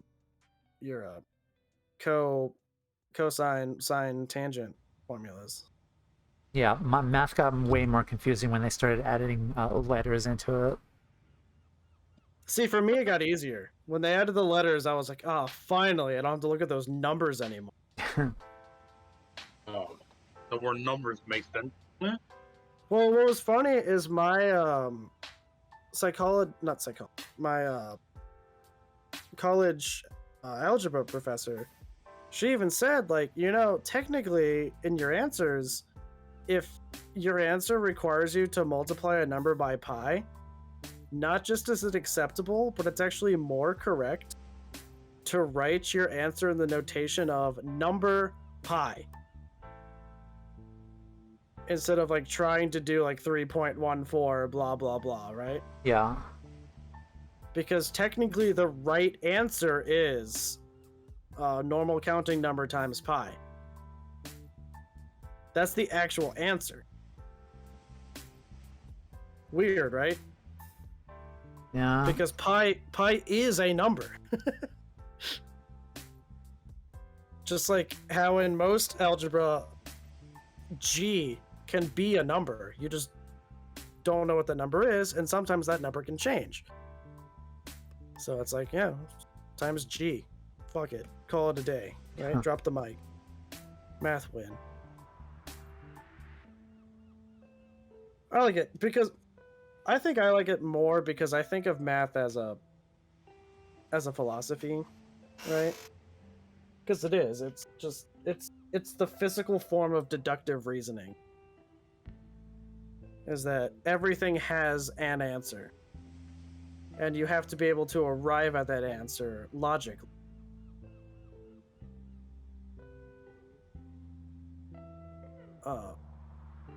Yeah, I was never that smart enough to ever figure that out. Well, that's how I learned it later, because I hated math as a kid. Because everyone hates math as a kid, unless you're like that weird kid, the weird kid who goes on to make $100,000 a year. What a loser, right?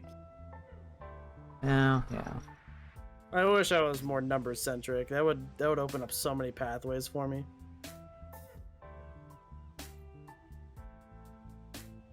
But I'm not. I'm more conceptual. It's like, because I even know the history. Fucking the first mathematics class, the term mathematics was actually, I believe, referred to the followers of Pythagoras in ancient Greece. He referred to his students as mathematicians, the students of mathematics, which to him was the study of the nature of the universe. Yep. And fun fact about Pythagoras is he was so much into math that he believed in reincarnation because he saw death as the great equal sign. and everything on both sides of the equal sign have to be equal. Okay. So he believed that you would come back because otherwise, like in some form or another, because otherwise the equation would be off. It would no longer be zero sum. Like you can't lose information when a zero is introduced. I don't know how to explain that part right now. But yeah. Yeah. So essentially, like, he believed in reincarnation back before it was cool. Nice. That's part of the reason why Assassin's Creed used him as a figure in one of their games, because he was like that out there. But that was his philosophy, and he founded mathematics. Nice. Like the natural study of the world through observable deductive reasoning. And it gets more fun, and that's where algebra comes into it, which was introduced by the Arabic people. But it was incomplete because it didn't have the Greek number 0. So it was when it was combined that we got modern day mathematics. And even then, we use a base 10 system, which even changes because, once again, the numbers themselves don't actually mean anything. Yeah. The numbers are just used to make it ironically easier to understand.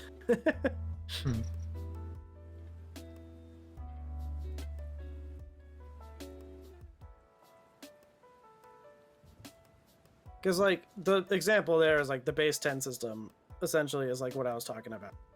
A plus A is AA, right? Uh-huh.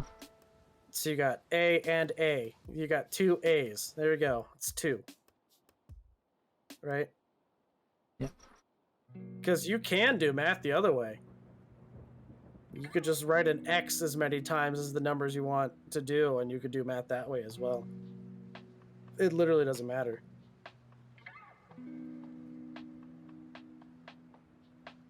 I don't know. I just think it's cool. I like the idea of math. I don't like doing. Yep. Sometimes. But I do like deductive.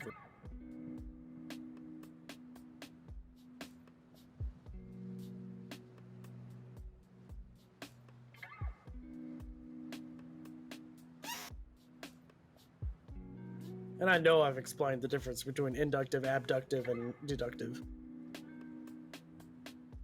Yeah, I think you did. Basically, the short note. Deductive always happens. Inductive usually happens. And abductive happen.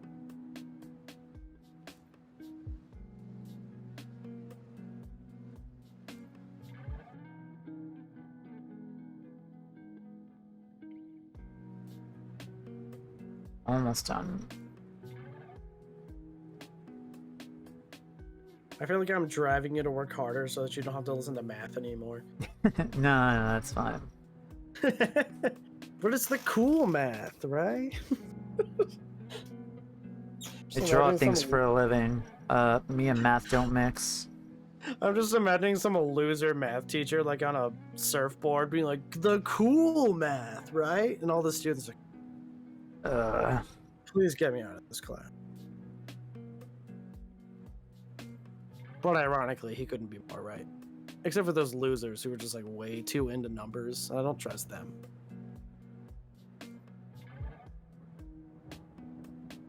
What do they call them? Engineers? Yeah, I don't Like trust them. stat nerds and those guys.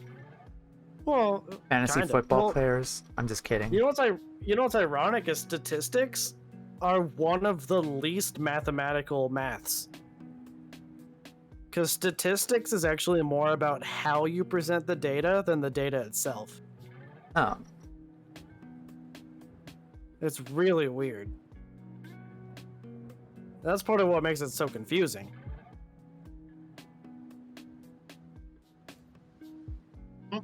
Because at its root, the only math you actually need for statistics is the basic stats math you learn in like middle school. Mm-hmm. Like you have a data set and you know the median, the mode, and the mean. I do remember that. That's all you need.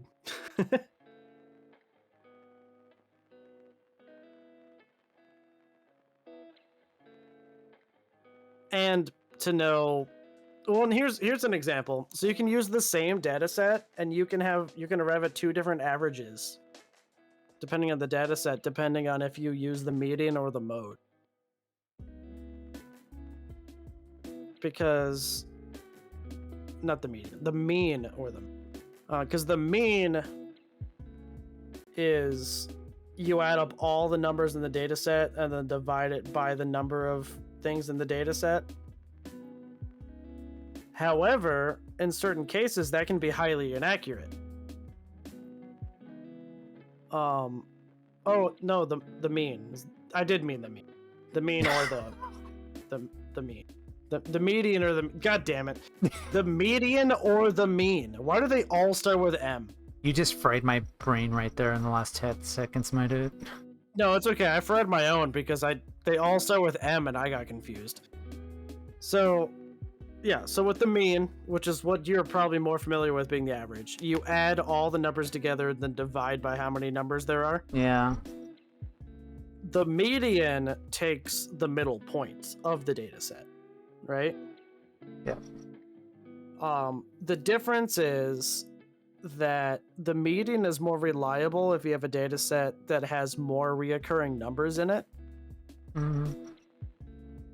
Because the mean doesn't account well for that, especially if there are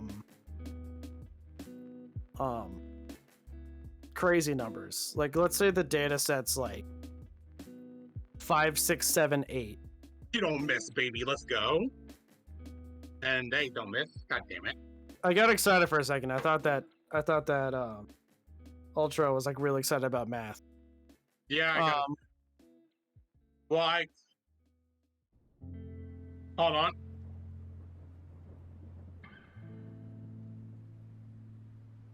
Okay.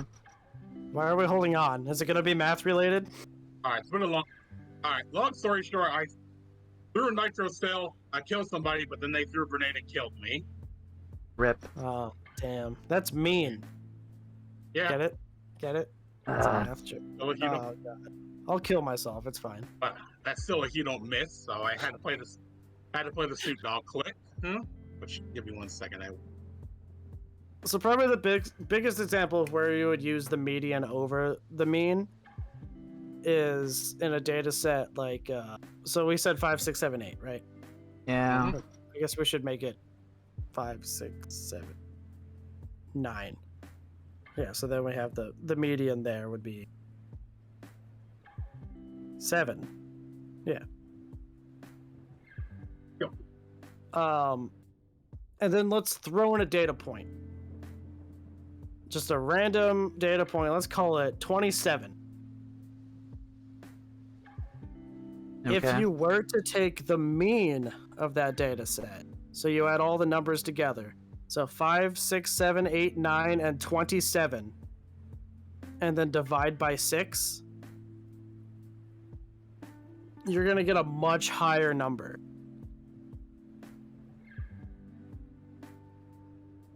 Than, in this case, what would be 7.5, right?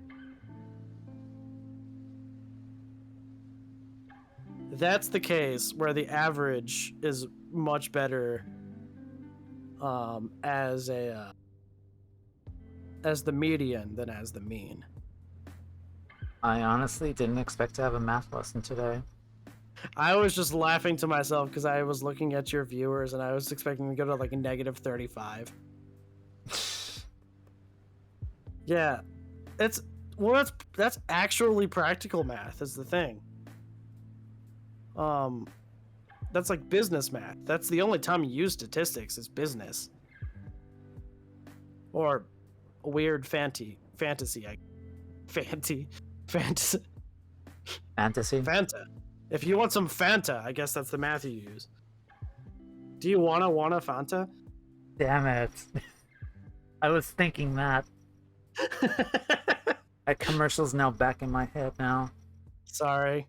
You want me to talk about math more to get it out? That's fine. You're like, nope. But yeah, so that's the difference where even just saying the average could technically mean different things, and in different cases, it could actually be more helpful. There's other algorithms that I don't remember at all, where you run the different data sets and you have your quartiles.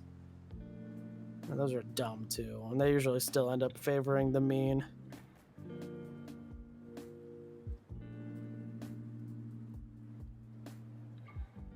But there's even data sets where like you can just throw away some of your upwards and lower limits just to make the data more pretty. Like that's what I'm saying. Is stats is so much more based on just like what you want it to mean. Because it's shit like that. And then like you still have to explain what it means. So you can even spin it again. Like, there's so much opportunity just to make it whatever the fuck you want. Interesting. My stats teacher's background on his overhead projector was comprised of students who fell asleep during class. When someone would fall asleep, he'd take their picture and then add it to his background. So it was a part of the overhead projection. He was so cool. Well, he also taught calculus at the local community college. So technically, I think we should still call him professor, but technically he wasn't a professor to us, right? Uh-huh. And he taught us, he taught me that there's like 9 different ways to do, like, you know, the basic way we've learned about how you write like a number above the other number and like draw a line and like carry the 1 and all that shit. Yeah. There's like 15 different ways to do that shit longhand. Not just that one. That's just the most popular one. Bless you. It's funny because I turned my face away and shielded my face, and then my cup hit the mic. So it didn't really help anyway. But yeah, there's a million different ways to do it because math doesn't... There's no one way to do math. It's math. Math is just math. Math is deductive reasoning. Fucking stupid and crazy. He also gave us like a whole lesson about card counting. But told us that he couldn't go too much into it because he only goes into it with his calculus class. And he's banned from like most of the local gambling arenas. Wow. Because he's known for card counting. Because it's not illegal, but it's super not allowed. Because you're basically like, you're parsing the stats, right? You know, it's just cheating. Because especially with a deck of cards, even though typically, especially with blackjack, I think they use 4 decks of cards at once. I think To so. optimize the randomness. But you can still easily figure out the statistics for 4 decks of cards. It's just the same math, but times 4.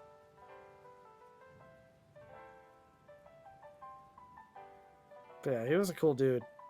He even taught us this trick about when you go gambling is to hide your chips.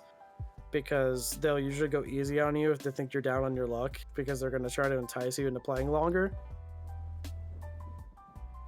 So you hide your chips so that they don't know how much you have to gamble with, so they think you're down on your luck and you're more likely to win because they're going to go easier on you.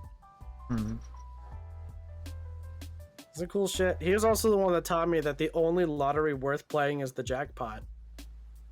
Because statistically, any other lottery, if you win after the taxes, you're going to make back probably what you've spent playing it over the last couple years.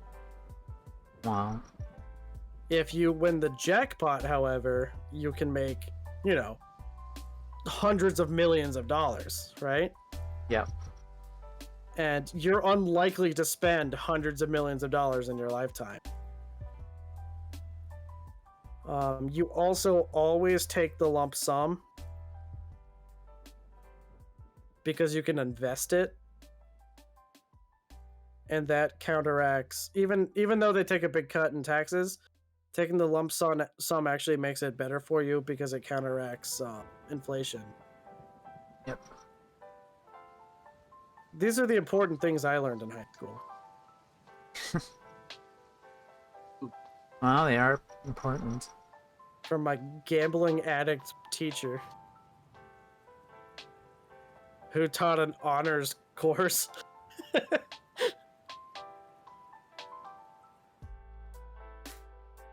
I really wish they would like teach more life general classes instead of just like filler stuff back then. Well, the thing was, like, none of that was in the curriculum. That was just him. Hmm. This dude was just that, like, passionate about gambling. And it was interesting because the actual statistics course was only a semester class in high school. But if you take the honors advanced placement course, it's a year long. But it's the same course. So it's just a semester class spread out over a year. And this teacher was so cool, we would take group tests. Those are the best. There was no limit to the size of your group. Jeez.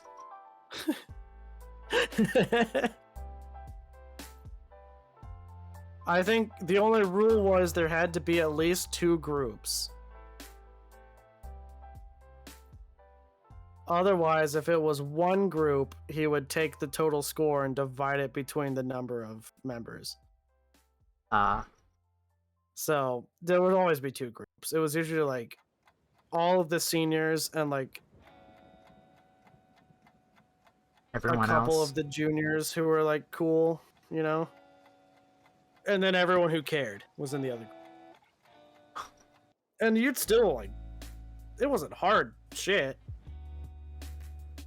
Especially if you were allowed to use your calculator. The fun thing about that class was everything that we did, we had to learn because of the curriculum. We had to learn how to do it by hand first. And then we would learn how to do it on our graphing calculators. And the graphing calculator, just by the way, gives you the answers. The problem is, like, you have to get to that answer. Like, show them how you got to that. Not always. Especially not with Mr. Klein. Oh. He didn't care. He didn't give a shit. He used to... I remember, because he would warn us if there were graphs on the homework. So that if we were faking the homework answers... Because he would just do a spot check. He wouldn't collect. That'd be stupid.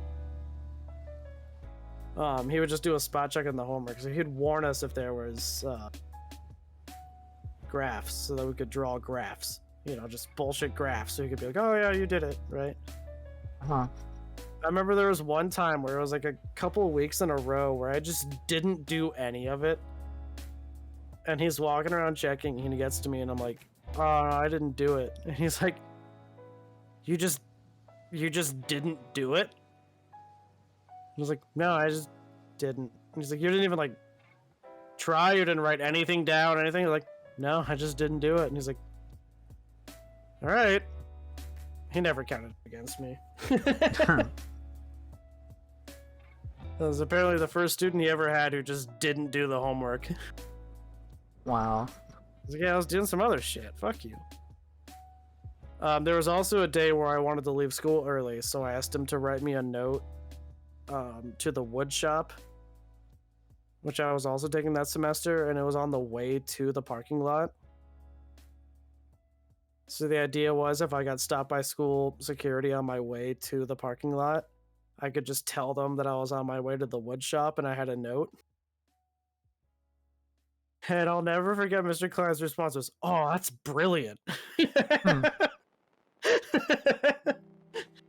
He had a rule because it was a semester class spread over a year. We would just bullshit most of the time, right? Uh-huh.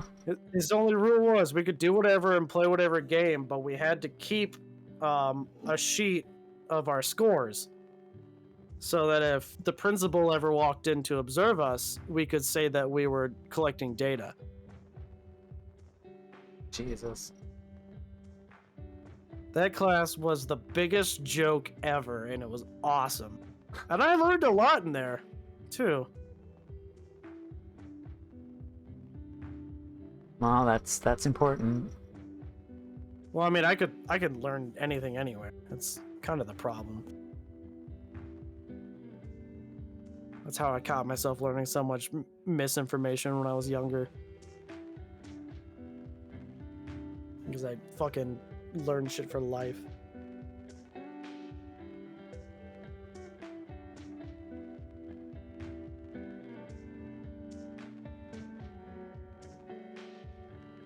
Sorry, that was a weird... That's a big tangent. It's just been so long since I've told those stories. Oh no, it's all good.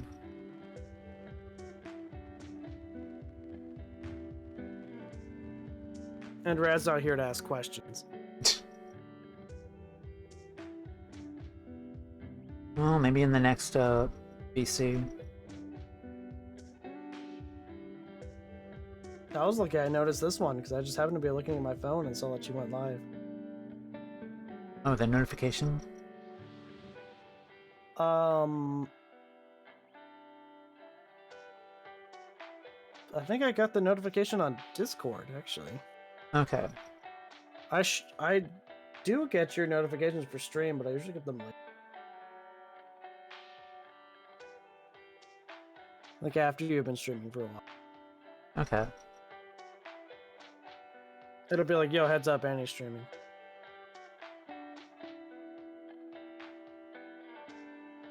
And I'm like, oh, thanks.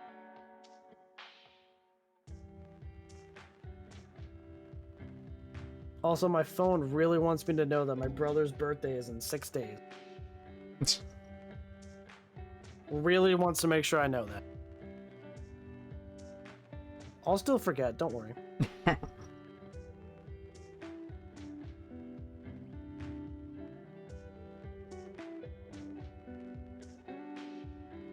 I probably won't get him a present. Or maybe, we'll see. I might just go to the store and find something I think he'll like. That's cheap. Emotes. Well, I didn't really get any presents last year. For my birthday. Rad still hasn't got me Christmas presents. You guys should get on Rad for that. Rad's gotten my Christmas presents. Still nothing from Rad, though. Just saying.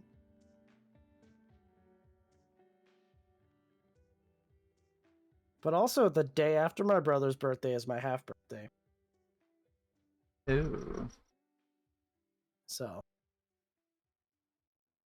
That doesn't mean anything. What do you mean by, like, half birthday? Like, at 6 months until my birthday. Oh, okay. Because my birthday is November the 11th. Oh, yeah. Yeah, mine's also in November. Hell yeah, November birthdays. Okay, Scorpios unite. all three of us have November birthdays. Oh yeah. Isn't Ultra's like also on my birthday? Or like something super close? Did Think so. I add it for my list? I don't think I might have though. I never know. If only Ultra could tell us, but you know that's impossible.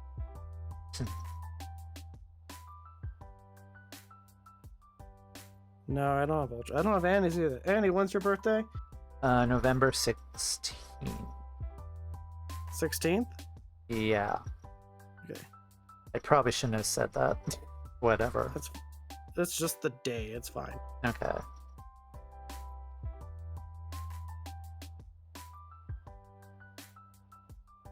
Well, are you afraid that people are gonna give you too many views on your birthday when you stream? Yeah. Or if you stream on your birthday? That depends. Like, what day does that fall on? It's a Wednesday. Oh, I could probably do a birthday stream then. People like to do birthday streams. Okay, Wednesday. Yeah, yeah, I could probably do something. Wait, hold on. Well, that will depend. Because I likely will Okay, have well, a. like, you got 6.5 months to figure it out. So. Well, I have a surgery scheduled for November. Oh, okay. Yeah. Like I said, you got 6.5 months, so don't worry about it. Yeah. I added it to my calendar. They said that I've been trying to do that more because I'm so bad at birthday.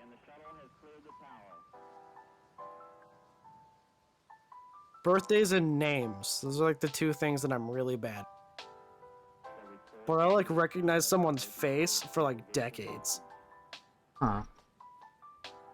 You're like, hey, didn't we go to elementary school together? And they're like, get away from me. And I'm like, okay, yeah, maybe I shouldn't have come into your home.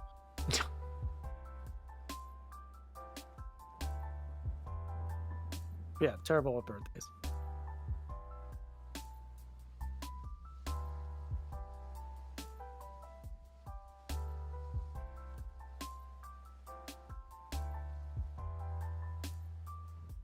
Oh, I should probably.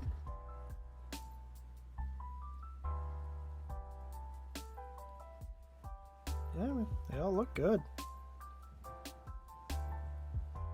One more finishing touch. I like the F. F's in chat.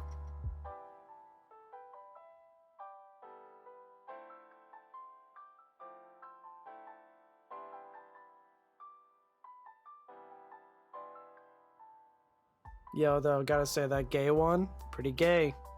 Yay. Oh, yeah, good call. Super gay. Make it more somber.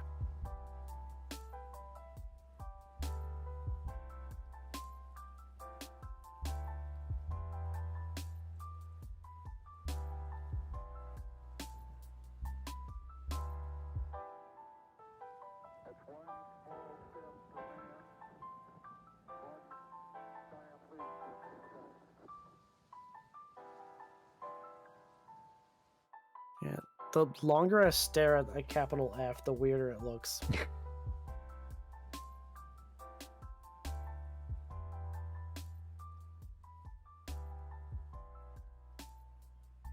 Screw it. I'm not gonna shade it. All right. I would do a fade, but you don't have to do much. No, that's Well, fine. Okay, either way, like even just what you just had looked really good too. But okay, yeah, we're done. I finished the entire set. Woot.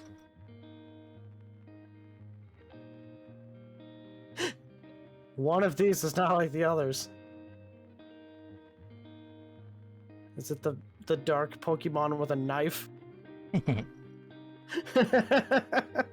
I cannot wait to use that in Twitch chat. I can't wait to find out what it is. Alrighty. I'm gonna mute you guys and do my usual spiel, but thank you all for joining me, and Rad as Yeah, well. no problem. Okie dokie. I will talk to you guys in very soon, in a little bit right now. Okay. I will mute.